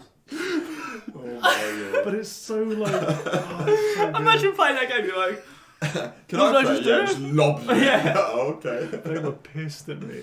They still are, actually. I owe them a is that a bowl. guy again with the bowl? Yeah. We're still waiting for People remember stuff that you do in this as well. It's Yeah, crazy. That's But- mad. It seems like a lot of details go into it. It's pretty Tons mad. and tons of attention to detail, and it looks really good too. Yeah, It's yeah. really, really quite well done. Anyway, yeah, that's Disco Elysium. I haven't played much. I'm about, a few hours in, and I barely About left once a the night. first building. It's crazy. Yeah. Yeah. Mad depth, man. Mad depth. Yeah. Excited. To me. It's up to you. Right. 2 games. Yeah. I've played a lot. So, sorry to interrupt you, Ben. Yeah. I guess there's arrived. Oh, is he? Yeah. Oh, So, get him involved. I'm gonna leave it running. I'm gonna go Alright. grab Adam, who's going to be joining us for a podcast later. I don't think he can hear me anymore. Yeah, he can join us for the end of this one. Why not? Mm. Everybody, Yeah. rock your body. Yeah. Everybody, Rock your body. ride. Back Oh my streets. god. Back. You know that Alright. that song where it Welcome, mate. oh, what's the song?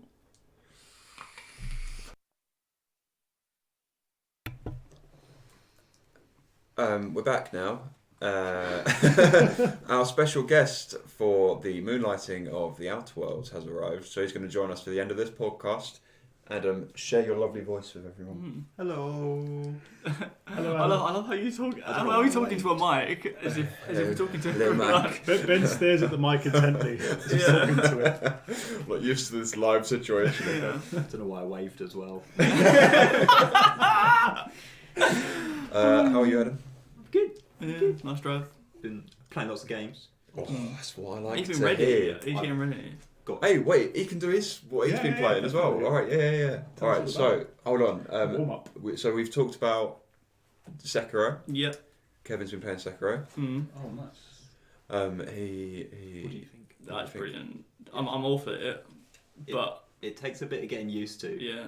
but then, like when it clicks, the combat is so satisfying. Yeah, I can imagine. I can imagine because I still haven't got used to the continuous to parry until they can't do much, and I need to. Yeah, I'm getting it. How far in are you?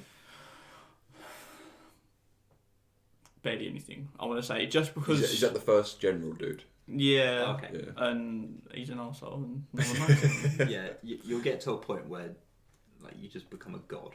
I hope so because at the moment I'm a mere ant. You'll be wasting all normal enemies, and then you'll hit a boss, and then you'll feel like a scrub again. Yeah. Okay. There's not that many bosses, isn't there? Is there? Our main There's bosses. quite Because there's like loads of mini a bosses. Have you lot played of it? the boss. Yeah, Oh, okay. a lot of the bosses are optional. Mm. I think this one is optional. You I don't mainly think kill I need them it. to get the stuff that upgrades your. Mm. I want to say Estus flask, but it's not. Yeah, the blood Yeah, vial. yeah. The little seeds. Yeah. The Gourd seeds. Yeah, that one. Yeah. Is that how you get them? You can find them around the world. Oh, I've wondered how. No, it's the stuff that boosts your attack, Oh, okay. Alright. like the prayer beads. I think they are. I haven't got that But far. you- No, much. You get them from There's a killing- lot of stuff in that game that I have no idea what it does. It's kind of the That's same, the same same as thing. Dark Yeah. Souls and stuff Like, like you pick that, it up and it's like, oh, you've got this, and I'm like, it's a new thing. What do you mean it's a new thing? I've picked up. That's But, just standard Soulsborne fashion, though. To be fair. You gotta love the freedom of movement, though, isn't it? It is very nice. The grappling hook is Yeah. Oh. so satisfying. To I like, use. yeah. I can imagine, I like the fact that you can sneak around and like attack him from the sky. And It must be so nice going from a Soulsborne game Yeah. to that as well. Instead of just like rolling away, Yeah. you just fly on top of a building. See ya. You know what I wanted to say earlier as well, actually? It reminded me of... Do you remember the old, like, Tenchu Wrath of Heaven games way back on the PlayStation? Yeah. no idea. You guys never played Tenchu? So good. They had like a split screen mode as well. Yeah, where yeah. Basically, you just popped two of you in a town and you had to like hunt each other down as ninjas. Yeah, it was so good, Yeah, wasn't it's it? all good. Tenchu was dope, man. And then Disco Elysium. The This- question I wanted to ask, Yeah. which I forgot about, and I forgot the question now. So you can ask the questions. Go on, Kev. Yeah, great, Oh, fantastic. oh, Adam, any questions? Well, my about only Disco? question about Disco Elysium was just how good is it? It's the closest thing I've ever played to a traditional pen and paper role playing experience. Like I was just explaining one of the very simple physical actions that you do in the game, and it's not like Divinity where you press a button, choose a location for the skill, and then use it. You have to go through each. You get multiple choice dialogues to go through each individual action of how you handle the object and how you go about it, and yeah, there's so much depth to it. Is there combat in it? Well, I've lost my gun, so I don't have a gun So yet. far. As far as I'm Yes. aware, there's no combat per se. It's more obviously you've played a lot of pen and paper RPGs, and it's I think seasoned RPG players wouldn't just say I'm going to shoot him in the face. They'd say I pull out my gun, cock back the thing, and fire at got a his flavour. head. Yeah, exactly. Yeah, and that's the sort of vibe they've gone Kind of for. sounds a like little Dungeons bit. and Dragons when they Yeah, describe that's, it. that's pen, Exactly, and it's paper pen and RPG. That's what we're Yeah. talking about. Yeah. Yeah, Yeah, so but there, it's there are stats in the game like damage and endurance and stamina and stuff like that. But I think it's more to do with how you interact with the world as opposed to how the combat system. How you- works. yeah. Yeah. I mean, I think he said the closest thing he's had to any combat is he yeeted a bowling ball or a bowls ball across a field instead of bowling it down the alley. But that one motion, that one action was such a really intricately well controlled chain of events to lead up to that when I do get to the point of having to pull my gun out on somebody, I think it's going to be a really big deal. Yeah, that's what it sounds like. Yeah. I kind of like the sound of that. Yeah, I think And then- I really like it. Oh, go on, Kev. Okay, this isn't much about actually Disco Elysium in terms of the gameplay, but you said that the game came out of nowhere. As in, Pretty I'm much. assuming no one knew anything about this game, Not and it popped really. out of nowhere. How have... I didn't hear about I've it until never the heard like of it. 10 out of 10 reviews. Yeah, exactly. So, yeah. so that's how it's... So Yeah. I'm assuming a few people that have played it, and they were like, this is sick, and then it got bigger and It bigger, and that's basically, why I it's a think really big it's game sort now. of- It's not. It's still not really big because it's No. very niche. It has, It's only like, no certain- marketing at all. Yeah, It just it's. But appeared. basically, IGN got a hold of it, and They've made all... IGN yeah. just gave it the most ridiculous reviews they've given. I mean, obviously, they always give ridiculous Yeah, reviews IGN, anyway. like, But basically, the rule of IGN is anything under a 9 out of 10 doesn't mean anything. But when they give something above 9 out of 10, it's a big deal. So if they You give know something like it's- 9.6, 9.9 and stuff, it's usually like... What's the highest on there? This year, the highest score they've given is 9.6, which was Disco Elysium, I think. Oh, really? Yeah. Well, you picked up a good game, apparently. Yeah, but it's just across the board, the reviews have been insane. have they so- ever given a 10? I don't know. I'm sure they have, but they've probably paid to do FIFA it. 16. 15. That was a revolutionary one. Oh yeah. Oh, I forgot about that. The, Matt said about the question for the year Oh, well, yeah. later on. Right. Yeah. How deep can you go? So I have been Yeah, sorry, I was on point. I have been playing Death Stranding. Mm. What was the Much first game more we played? this week, right? You said play 2 games. Yeah, that's the first one. Oh, we played. Oh, we're going to Right, say to the other one first, or do you want me to do the other one first? You must. Are you not. leading the show now? What's No, going not on? that. I'm excited for Death Stranding. Yeah, so I've been playing lots of Death Stranding. I've finished chapter 3. Ooh. Was it as big of a deal as everyone was saying it was? I still don't understand. I thought I was beginning to understand it, and then something happens, and now I'm just like, what the hell? I finally met Mads Mikkelsen. Is that his name? Mads? Yeah, that's his name. Yeah. So I met him in the trenches in World War Two. What? I Yeah. remember seeing this in a trailer. Wait, why do you go earlier back to on. World War? That's the only reason I said it, because it's World the War trailer. Wait, so, when's the game set? Time-wise? like future? How far Post-apocalyptic. in the future? Pretty far. Maybe like a few hundred years. Not massively future. Like, none of the tech is like super duper. It's like, Holograms. yeah, holograms. Hologram Sort of. movies. Oh, so that's when you first met him. No, I haven't met him yet. This is the first time I met him. I'm probably about nearly 30 hours in. This is the first The time. first I time met you met him, but You met You- him in in World the- War Two. that's in the past. Yes. How old is the main character? Okay. All right. I'm Let me explain. confused. Let me Yeah, explain. that's okay. very confusing. Yeah, Isn't but it? It's confusing. I'm confused. I'm playing it and I'm confused. Okay, so get to the end of chapter 3. Basically, they're like, there's a massive chiral storm outside. Don't know what chiral is. Makes you cry. That's all I know.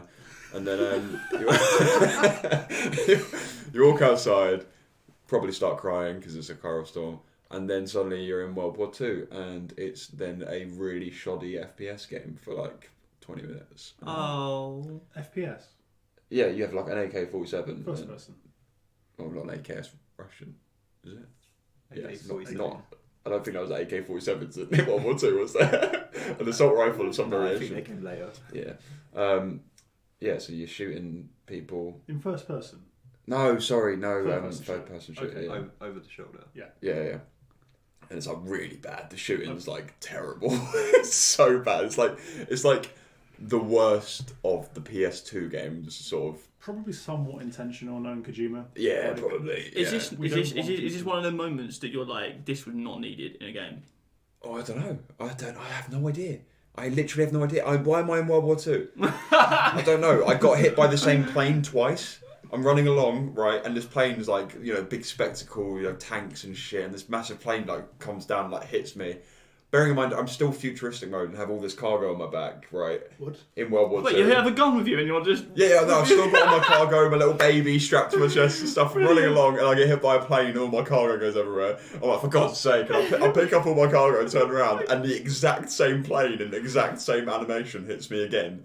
And so I can't get off. I'm like, fuck. And yeah, that was the last thing that I did.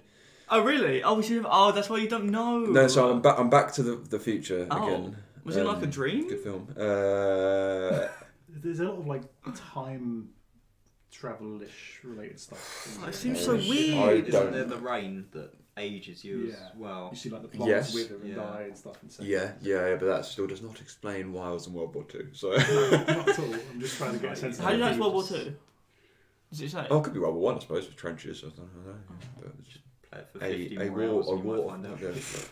Yeah, so I played it for about 30 hours. I found out that there are 14 chapters in this game, and I've just completed chapter 3 about 30 hours in, so I'm doing really well. So 60-hour game, isn't it? Yeah, 60 hours. Apparently some of the chapters are shorter, so I'm hoping that... That's how previous Kojima games have worked. Yeah, there's like a big really open long chapters, ones towards yeah. the beginning, and then it kind of. Yeah, so... I just get bored by the end of it. But You're not bored it's... yet. Right, questions. I'm ready. I can answer lots of Oh, questions now. my Last week, I didn't know the answers to any of these, so go. The shadows. Yeah. Have you understood them yet? Do you know how to dodge them? Yes. You do? Yeah. So you go into your little thing comes out. It's like a little robot arm, which is connected to the baby, which is the BB, and the BB can detect where BTs are, which are the ghosts. And basically, the little flashy things is kind of like a torch, and it shines in the direction of the BTs. And however quickly it flashes is how close they are. Yeah. So you use that to guide your way through, basically. I'm so glad I figured that out because there are a lot of BT sections. Okay. Yeah. Go on. Next question. Keep firing. How's the post box gone? Um, Have you put a lot of things in the post box? no, because I'm out of that area now. I don't know how it's doing, but I'm so I can. excited by it. I've built lots of bridges. Is there any likes? I've got 1,650 likes. That's actually quite cool. It's pretty cool. People are using my shit, so it's all good. Any more questions? Why are you in World War Two? I We will still answer don't that know next this. week. You said you had answers to all these questions. Okay, from last week, not from this week. Yeah, I know very little about this game, other than you throw your piss at stuff.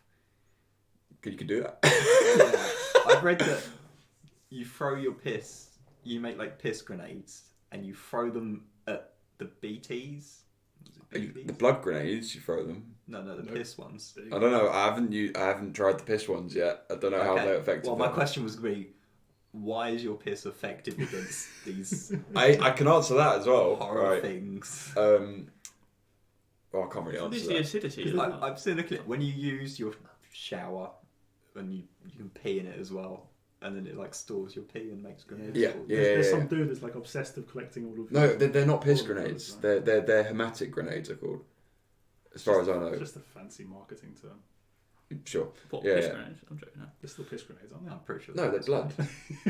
They're blood. They use your blood. When you throw these grenades, it uses your blood, and you have to refill them with blood. I don't think he's got the piss grenades yet. Or No. maybe that's the next tier. But You basically, don't want to know what's beyond that. Norman Reedus is a repatriate, which is someone that is immune to BTs, essentially. Well, it basically means that when you die, your soul can find your body again and come back alive again. Yeah? Which you actually act out as well. So when you die, you have to go and find your body again, and then you come back to life Like again. World of Warcraft. Sounds like Sekiro. Yeah. Yeah. Yeah, but you're in like the sea on the beach, which is like this plane in like limbo world between things. Oh. I haven't seen it in the trailer with all the dead like whales. Yeah, that's they mentioned the things beach in a the lot sky. in it. Yeah, so that's I've that. seen a random clip of Norman Reedus running along the beach, having a gay old time. It's just like, it really confused me of the tone of the game. It's basically exactly the same sort of tone as Metal Gear Solid games, where it's like really serious, but with all these little comical underlying things in it. So, yeah. Any more questions? Have you understood the UI yet? Yes. I'm fully on board now. 30 hours in, I understand it. Yeah. Do you understand why they made it so confusing though? No. Have you lost a lot of weight doing all the dances you need to do to figure it out? Oh, wait, no. No. I've put on weight. Can you put weight on the game? No. Only in the back, the cargo. Yes. Is there a maximum amount of cargo you can have? It goes up. So when you complete missions, you build up stats. Oh, okay. And the stats, but the heavier the cargo you're carrying, the more you increase that stat, and then the more weight you can carry. So I'm on 150 kilos now. Did you ever manage to recover my truck? No. So You seem so disappointed in yourself right now. He's not disappointed in myself. Dan played for 20 minutes, half an hour when you were around mine Monday. Yeah. How'd that go, Dan? Yeah, it was fun. I found an enemy camp or something. It was It was the one that I already took out, right? It Yeah. was wiped out. There were just bodies everywhere. I went on a mad spree. This place looks nice. It's like, he's dead. He's dead. He's dead. No, you can't kill anyone. They're not dead. But that means they've been knocked out for days. They're pretty much. But they're binded. You shoot a bowler gun at them. Ebola? No, a bowler. Oh, okay. A space bowler That's gun, not- which basically fires like these like a chain thing, like two blue things, and then it goes like swings Oh, around one them, of them, and yeah. yeah. And I don't even play in it for like 20 Do, minutes. do they ever get freed from the bowlers? Or are they just got to sit there and I don't know, starve because it was there? quite a significant amount of time afterwards when Dan went there, so they've been there for a few days at least. Maybe that's just like Kind killing. of seems like a but more not cruel killing. way to take someone out. Yeah, I basically went to this camp, right, and with cargo, and when you have cargo, they steal your shit, so they hunt you down, throw these spears at you and stuff, and they stole all my stuff, and then I was like, no, I ain't having this. And I went back with just like 3 bowler guns with like 20 shots in each one or something, climbed up on top of their like camp Just shot thing, down them. and like they all came, all the trucks coming from every direction and stuff, all came like an army of them, and I was just like, and you're binded, and you're binded, and you're binded. I must have binded about like, I definitely used up at least 1 gun, so I binded at least 24 people. And this is why it's taken you 30 hours to get to where you are. Well, I got my cargo back, so can't Okay, be wait, that bad. so if you... This cargo you got on your back, is it... Have you got like gone into a town and they've given you this cargo to transport to another town? There's no towns in this game. It's all kind of done through. It's like a front desk. Yeah. It's just loads of like... Is it? Hubs, Is this I where it's guess, yeah. futuristic type? Because it's not. So you get like there's little control panels in all these hubs, and you press a button, you take an order that's been posted on there, and then it's like a sorting facility, I guess, and then a box comes out of the ground. You take the packages and put them on your back.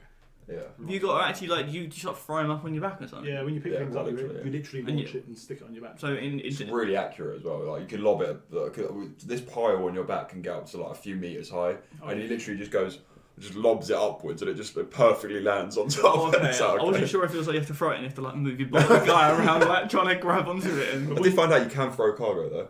Oh, can you? Yeah, and it's really cool the way you do it because you swing, right? So you press your button to swing like a punch swing, and then you let go of the cargo as you're swinging. So you're doing like a punch swing, and then you let go and you just lob it. It's so It's good. quite cool.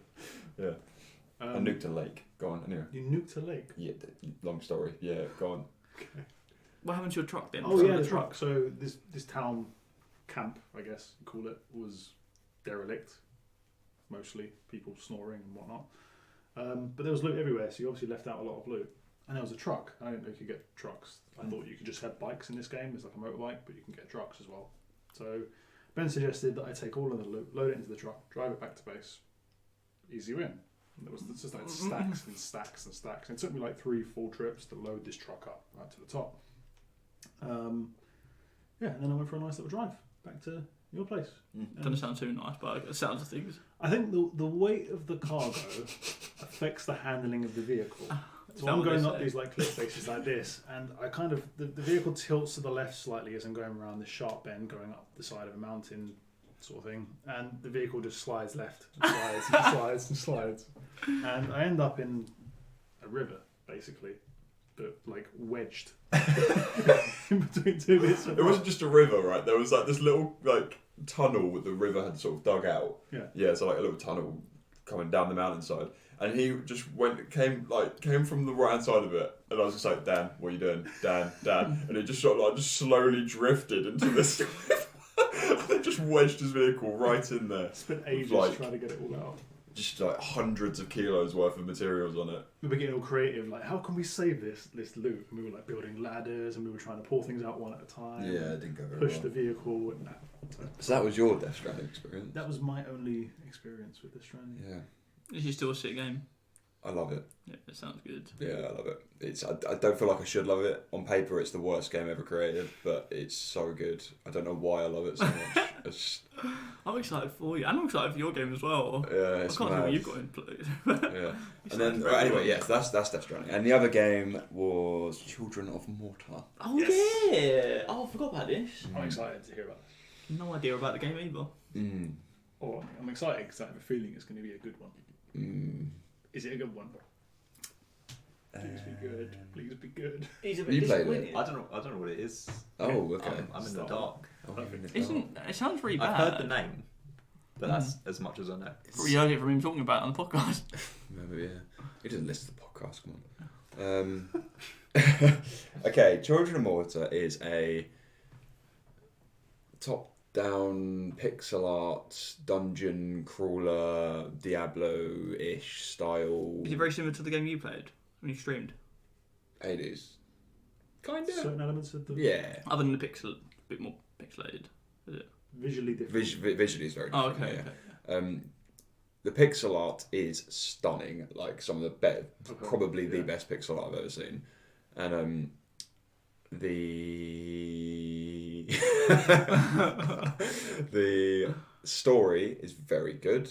It's about a family of people called the Bjergsons or something, and they basically this blight comes across the land, and they have to try and fix it by gathering these three like spirit god things, and you have to do dungeons basically to get them. So the combat is the issue. Is this what we're looking at? I haven't said anything's the issue, Kevin. Why are you assuming there's an issue? Because there is an issue. You said you compared it to Diablo. Is it more like Diablo or more like It's not Binding of Isaac? More like Binding of Isaac, Like, procedurally generated. Yeah, that sort of thing. The story is lovely. I love the fact that you're playing as a family and you can play as all the characters, and you don't get them all from the get go. You get two from at the start, and you unlock them. And the way that they come into being is quite interesting. You know, it's like there's this dude called Kevin who's this like What will you say? kid who just really wants to help his parents. You know, he's quite cute. Oh, that sounds lovely. And Uncle Ben wants to like wants to like help him out making weapons for him. And then his mum's like, no, you can't do that. And then yeah, it's just quite a lot of dynamics in it. And I'm then confused yourself with a joke about the names. no, that's their names. Oh really? Uncle Ben and Kevin. Oh yeah. blimey. Okay. I think and then there's Dan. I think there's a Dan. And then you go and do a dungeon, and There's definitely a bad air. I about this. can't really. I'm worried. The combat is fine. Fine. That's the issue of it, is that it's very basic. No. Very, very basic. You in the beginning though. Yeah, no, it does. It does. Obviously, it expands, and so there's lots of cool things about it. There's the skill tree is really interesting because there's skill trees which go across the whole family. So like if you have like better attack, then the attack boosts in the whole family and stuff. Otherwise, it's got some cool active abilities that you can pick up, like fields around you that do damage, and you know loads of random stuff, and like black hole gravity things and whatnot. It's quite cool, but the basic combat is very basic. Like, you know, I'm running around and it's like X to attack and Y to throw some swords from the sky. Basically, what you saw in the trailer seems to be it, to be honest, which is a shame.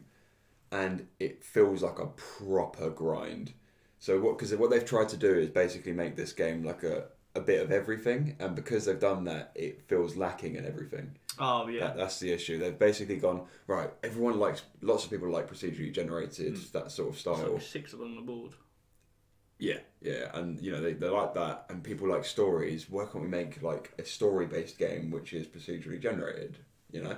So yeah, they would call that like feature creep in development terms, where they just basically add as many features as possible. Exactly that. With polish Yeah. any of them. So they've done that, which is fine. The story side of it's good, and but the combat is lacking, unfortunately. And because of that, it feels like such a grind. Because basically, you do these. Oh, my jaw's clicking. You do these dungeons, and you get to the boss, and the boss is just way too hard. Like, it's ridiculous. And oh my god, my jaw's still clicking. And then you have to go back to back to base, and then you use the gold you get to upgrade your damage a little bit, and you off a little bit, and then you do it again, and you're still not good enough, and then You sure you're not good enough? No, it's not, because it's not. It's the combat's so basic that there's nothing else I can do. No, okay. Like, it's not anything I can do. So Can you evade, like roll? yes, So it is you. no. Well, once you understand he's crap. To be fair, it could be, and I'm still going to play it because I hope it does expand a bit more. But looking at the upgrade trees, they look very basic. You know, the increase your damage, increase your health sort of thing. It's not great for that side of it, but the story side of it's really good, and it is quite nice to play on Switch. Like, it's a good sort of. That's good to yeah. know. Yeah. Is it worth it for the value? Let me play a bit more. I'll let you know next week. Yeah. I've only played I've done the first dungeon, which took me like 10 attempts. Basically, as of now, no. As of now, no. Yeah. Okay. That's what I would say so far. But Hopefully it improves. I which hope is a it shame improves. because it looked really good. Yeah, I don't like that certain games, if you're excited for, they can't really Yeah, it happens, isn't it? That's why I say I never pre-order games anymore. could be in your top 3 of games you weren't. So No, it's not bad by any means. It's just not You what I was expecting it to be. Yeah, but there are the story side of it and the randomness of it is really good. Like, really, the procedural generation stuff. Like, you go into the dungeon and the stuff that happens is it's not just like, oh, the cave's slightly different each time. The enemies just, oh, there's an elite enemy, there's 2 elite enemies. It's not like that. It's like things happen, like story-based things happen randomly.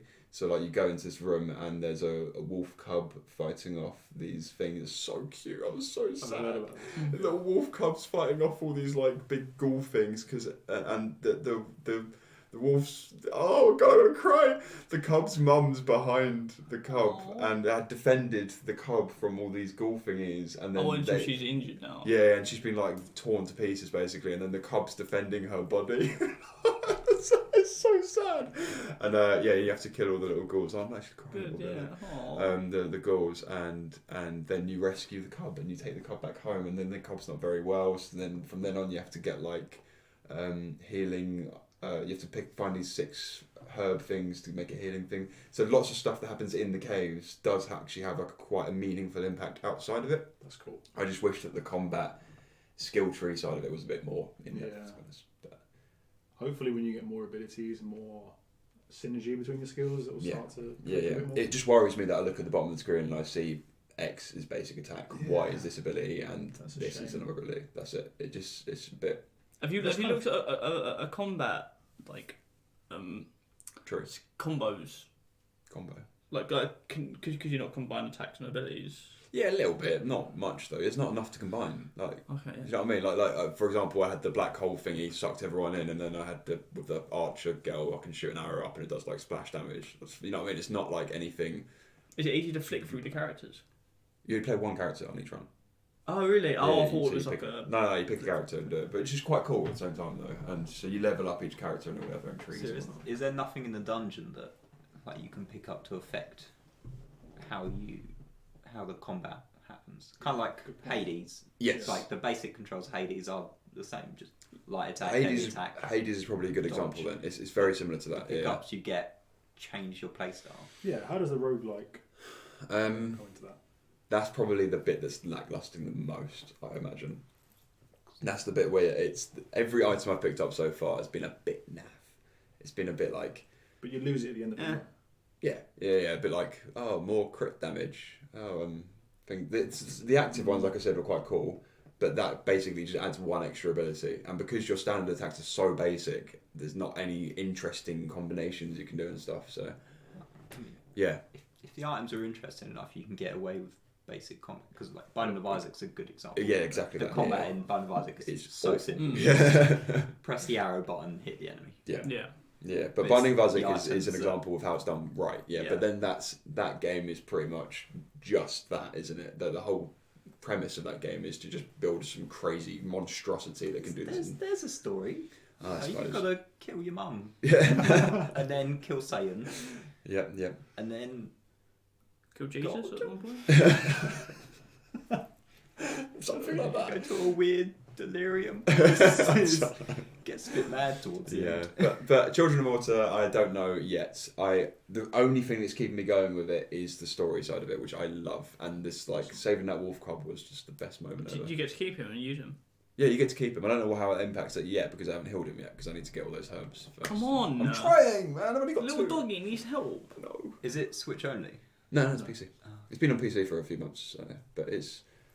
I'd say if you can get it for cheap, give it a go because it's probably got enough in it for that sort of value, if that makes sense. But considering I've paid £25 for it on the Switch, I'm sort of like, I want more. Yeah. Autumn sales on Steam at the moment, so it might be on sale. It probably is, to be fair. Yeah, I mean, pretty much everything's on sale. Got Katana Zero on sale.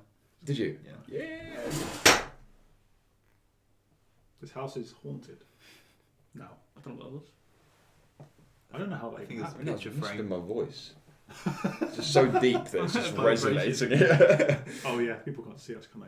Something fell over. Yeah, something fell over. Sorry, guys. Right, that's Children of Morta. Adam. I had a question about a game you all played last week. Mm. So Risk of Rain Live 2. feedback. Mm. Did any of you ever play Risk of Rain 1? No.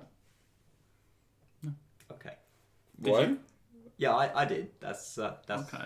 I haven't played 2, but I played a lot of 1. Okay. What's one like? And that was so it was 2D Oh, side scrolling. oh, of course it was. Did not know And that. I think the concept's basically the same. Mm. So my question was, if you had played 1, have they changed that much other than going from 2D to 3D? I don't know. Can't really answer, you know. Yeah, I'm sorry. Well, next time you bring a live bit of feedback, can you make sure we know the answer to it so we Yeah. don't look like idiots? we can cut this out. Yeah, we will. We never cut anything out. No, we don't. Apparently not. Even us singing Backstreet Boys when Dan was going to get you. Oh, I missed all that. That's staying in. Yeah. Yeah. Anyway, Adam, what have you been playing? I haven't really played anything new. It's fun. It's I'll start with the boring stuff first. I've been playing TFT or Teamfight Tactics, What was that? the League of Legends auto chess. Oh, yeah. thing. Oh yeah. I'm really bad at it. What's it like? I have no. That game Yeah, I don't boggles even me. I've understand the no premise idea how it of works. Also It chess. seems kind of... You just stick your players in places and they just do things, and then you might win or you might lose. Seems a bit random. Yeah. Don't they all also- have like rules or stuff though? That they do certain things. Yeah, they all have traits, and Yeah. if you get a certain amount of the same traits, they get a buff. Yeah. Right. Okay. So you like build a composition, and then, but I'm just really bad at it. So do you build a team, send it out, and then not interact with them for the rest of that game or round? Yeah, pretty much. So you don't do things as You don't choose who you respond to put things. on the board, Yeah. and where you put them, And it's you like take turns with the opponent and doing and that. then you both place because you get half the board each. Okay. You can't see where they're placing theirs, Okay. so you place yours, and then once everything's placed, they'll just automatically yeah. battle it out. Right. So you have, other than placing and choosing who to send out, you have no control. Okay. So the goal is to build the most, Broken I guess, team. well-rounded, balanced. Well, just Or broken team. Yeah. Yeah. In classic League Legends. You You don't change your team depending on the situation that you're up against. It's always the same. Don't you can play do that it. game depending on like don't you play against other people? So You play so against you about you eight, take out eight other people. yeah. So you seven, take out one team including you. essentially, and you go to another team, and then you Yeah, whoever's so at you the have, end. you have 100 health, and you lose health depending on how many of their dudes they have left on the board.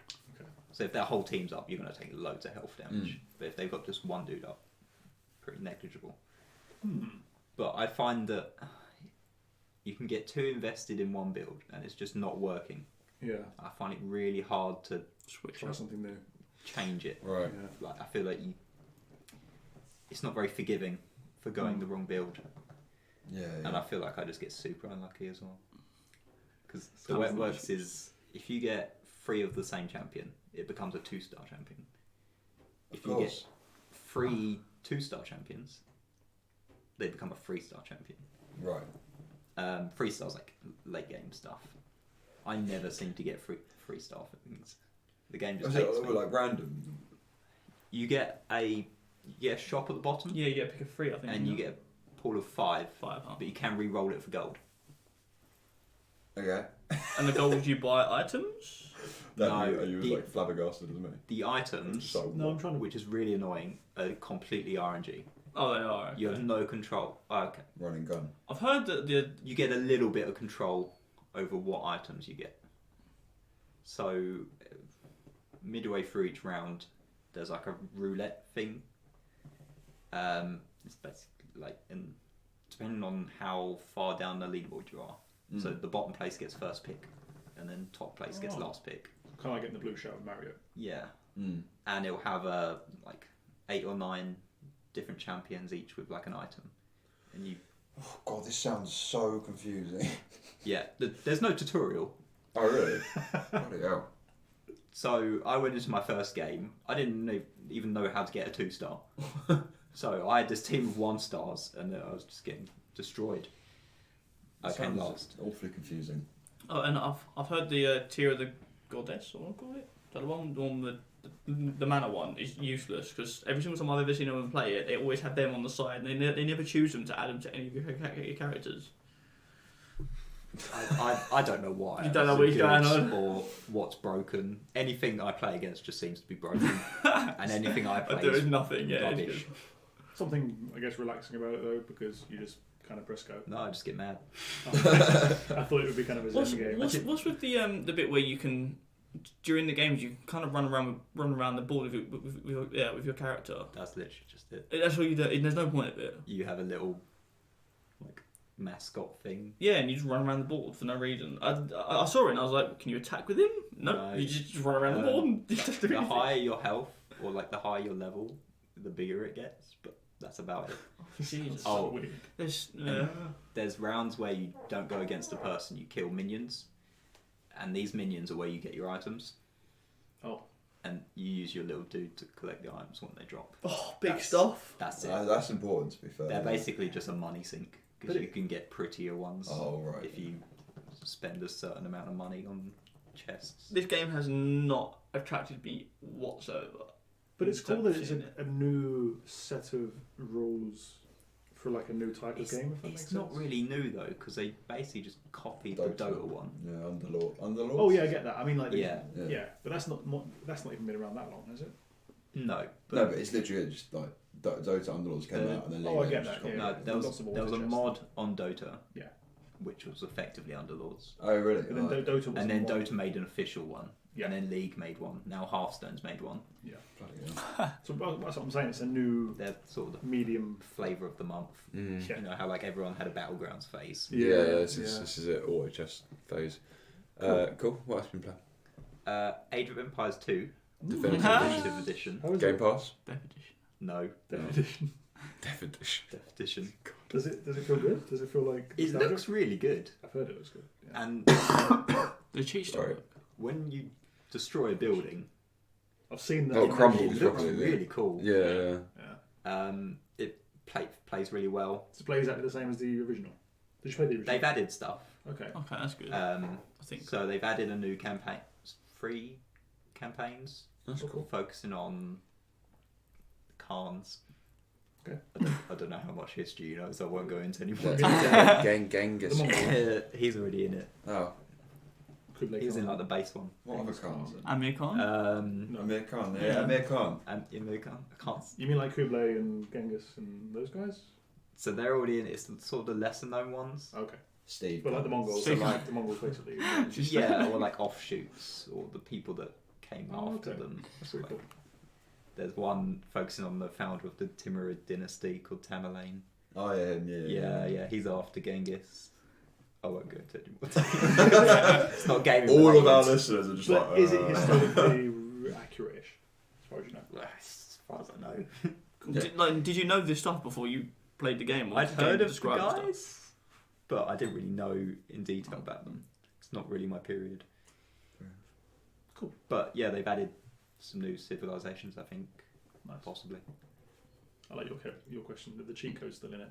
I don't know, because I don't use Well, that'd be the first thing I'll be on, mate. I'll be on them cars I, going I everywhere, would mate. imagine Yeah. that still are. Yeah, more than That's like they're Yeah, using they're- themselves. Have they got a ranking Classic. system or anything?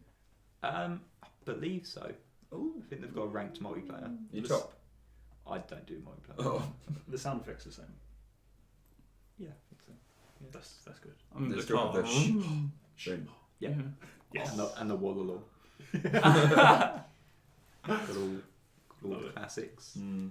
But yeah, they've also added it's called an Art of War. Little, it's not a campaign, it's more like challenges, Oh, okay. which kind of act as training for multiplayer.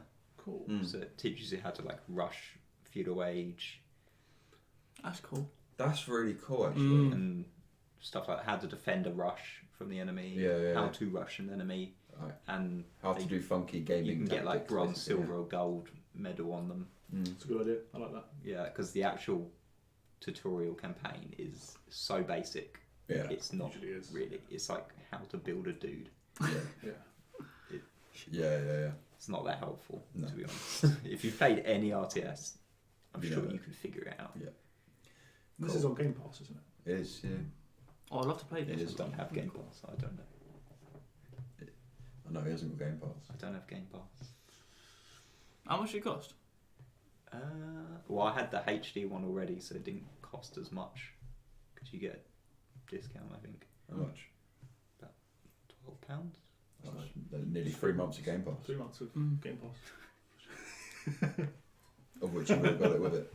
But then he would Just saying. I'm- has it forever then. Giving Wait, hold money on. to the developer. Hold on, you don't have Game Pass, but you played the Outer Worlds. Yeah, You bought the Outer Worlds. yeah. That's a year's How much? worth of Game Pass almost.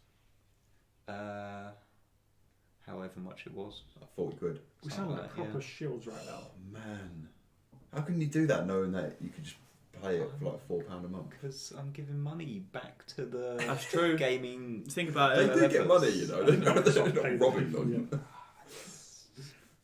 You're giving them a bigger car. That's right. Yeah, It's really generous. yeah, I'm honourable. giving yeah. back to the community. Well done. Oh, thank you. There's a handshake across the Handshake, table right yeah. now. What else have you done? Darkest Dungeon. Ooh. Mate, so I bought this right on eBay from some dudes, the Darkest Dungeon Ancestral Edition, I think it's called. It was on Switch. Okay. Bought it for 18 quid, and it didn't turn up.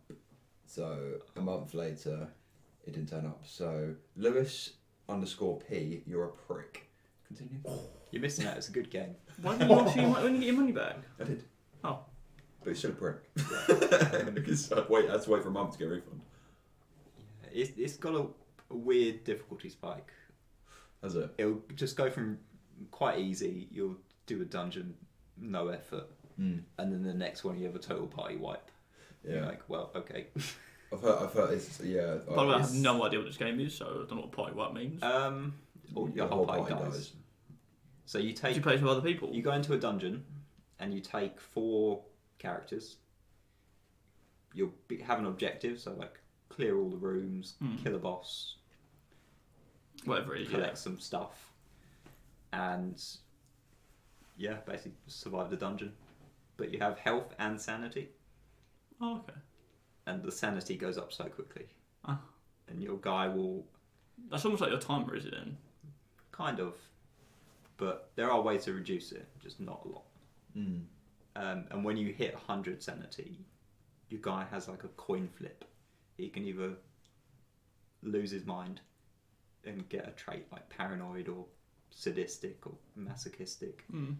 or he can become super buff. Oh, So it's interesting. you Yeah. get a virtue or an affliction, That's pretty cool. and if you reach 200 sanity, you have a heart attack and die. Brilliant. Swings and roundabouts. Swings and roundabouts. Yeah. That's quite cool. It looks so good, man. I really want to get it. It's so cheap on Steam right now, isn't it? It's on Steam sales for like £7 or There is a something. DLC for it called the Crimson Court, That's what came with the Switch and it one. makes it so much harder. Really. Yeah. It just spikes the difficulty. Oh man. So if your first playthrough, I recommend not Not that. using Crimson Court. Alright, cool. There are other DLC, Colour of Madness, I think. That's alright. Okay, cool. That one's reasonable. I will buy it at some point. The problem is I want to get on the Switch because it seems like the perfect game to sort of commute with and stuff. But because I just know I won't play it if I'm sitting there on my PC, I just won't play it. I'll either play it whilst watching other stuff and not do it properly. Or, yeah. Have you been playing anything else, Adam? Um, Apart from the Outer Worlds? yeah. I only finished Outer Worlds last night. Oh, really? I had one mission left. Oh, It's man. fresh in your memory then. Yeah. It is. That's good. That's good. I've been playing Golf It with my friends. Nice. Golf. Ghost joke. It. That's the name of Is the that game. the weird one where you like don't just hit golf balls? No. That's what the golf. That's the one. No, this is thinking of. just it's a pretty basic golf game. Yeah, I think another one But- you're talking about. You play user-generated maps, That's and really some cool. of them can be pretty crazy. That's That's cool. And it's just a fun game to play with friends. Mm. 'cause Can you like there's- knock each other's balls up Yeah. and stuff? Yeah. yeah, Yeah, that sounds good. Oh, man. Sounds quite and fun. yeah, Let's it's give just, that a watch. it's just a fun little casual, relaxing game after you lose like 5 league games in a row. It's like We need some of Nice. that in our lives, guys. nice change of pace. Yeah, we need that. Did you say you played Celeste? Not recently, You completed it? not yet. I've got pretty far. I think I'm on like the penultimate chapter. Okay, cool. Cool. You say you're still playing League? Ish. Now and again. It's...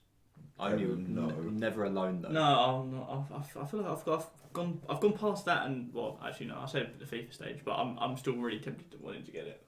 I haven't got it yet though. Are you actually? I am because I'm tempted to. I can't believe you're still tempted. I watch so much YouTube of it though. That's the problem.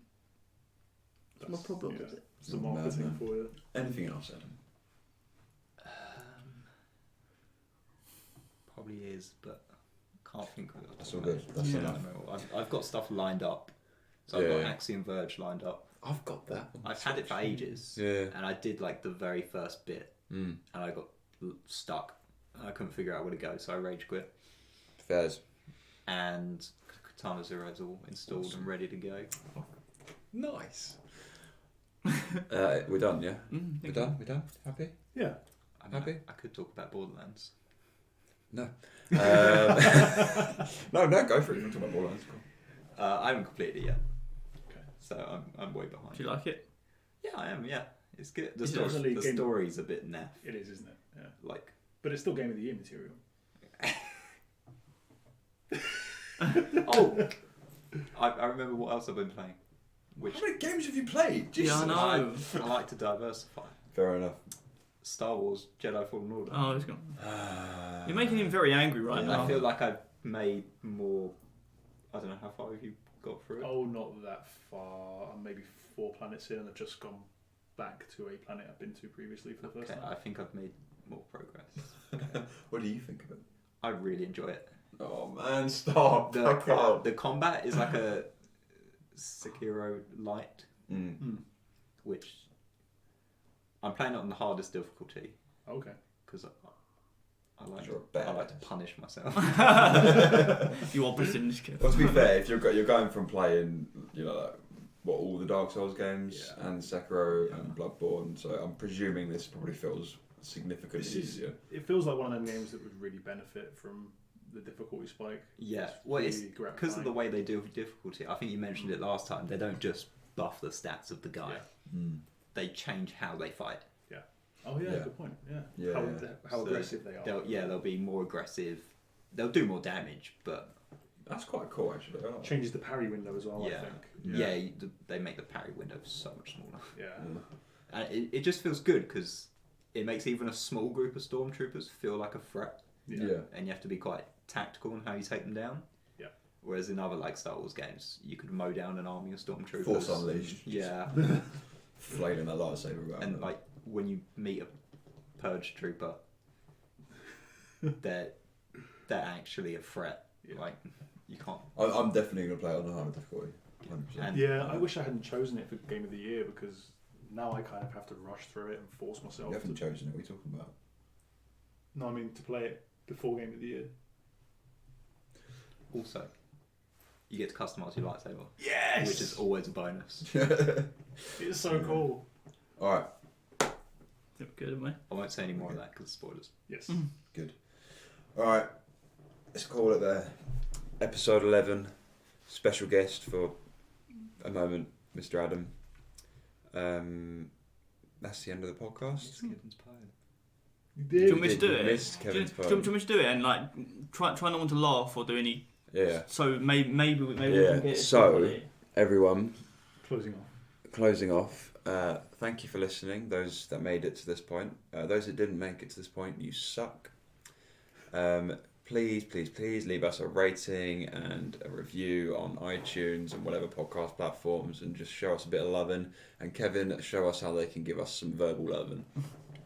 All my little picklers, listen up closely. I'm going to kill this rap ceremony. If you want to send a little birdie and tweet us, @PraiseThePickle is the info you need, no fuss. Email is up next for all your questions and interaction feedback needs. PraiseThePicklePodcast@gmail.com, response guaranteed. I shall give this next beat to your favourite rapper. K-Dot's on the mic, listen to my flow, it's dapper. Facebook interactions is my favourite. Search our name on Facebook, got an appetite. Time to pick the speed up. Ben's got a new cat. Dan has a nice hat. Kev's just a little bit fat. Where's my wombat? He's an acrobat. Back to you, Kev. Cheers, Jeff. This has been your favourite boys, Kev and K-Dots. We only ever do no scope 360 trick shots. Flawless, man. Boy. I don't know if you've already pointed out, but the favourite rhyme was a bit of a stretch. Favourite.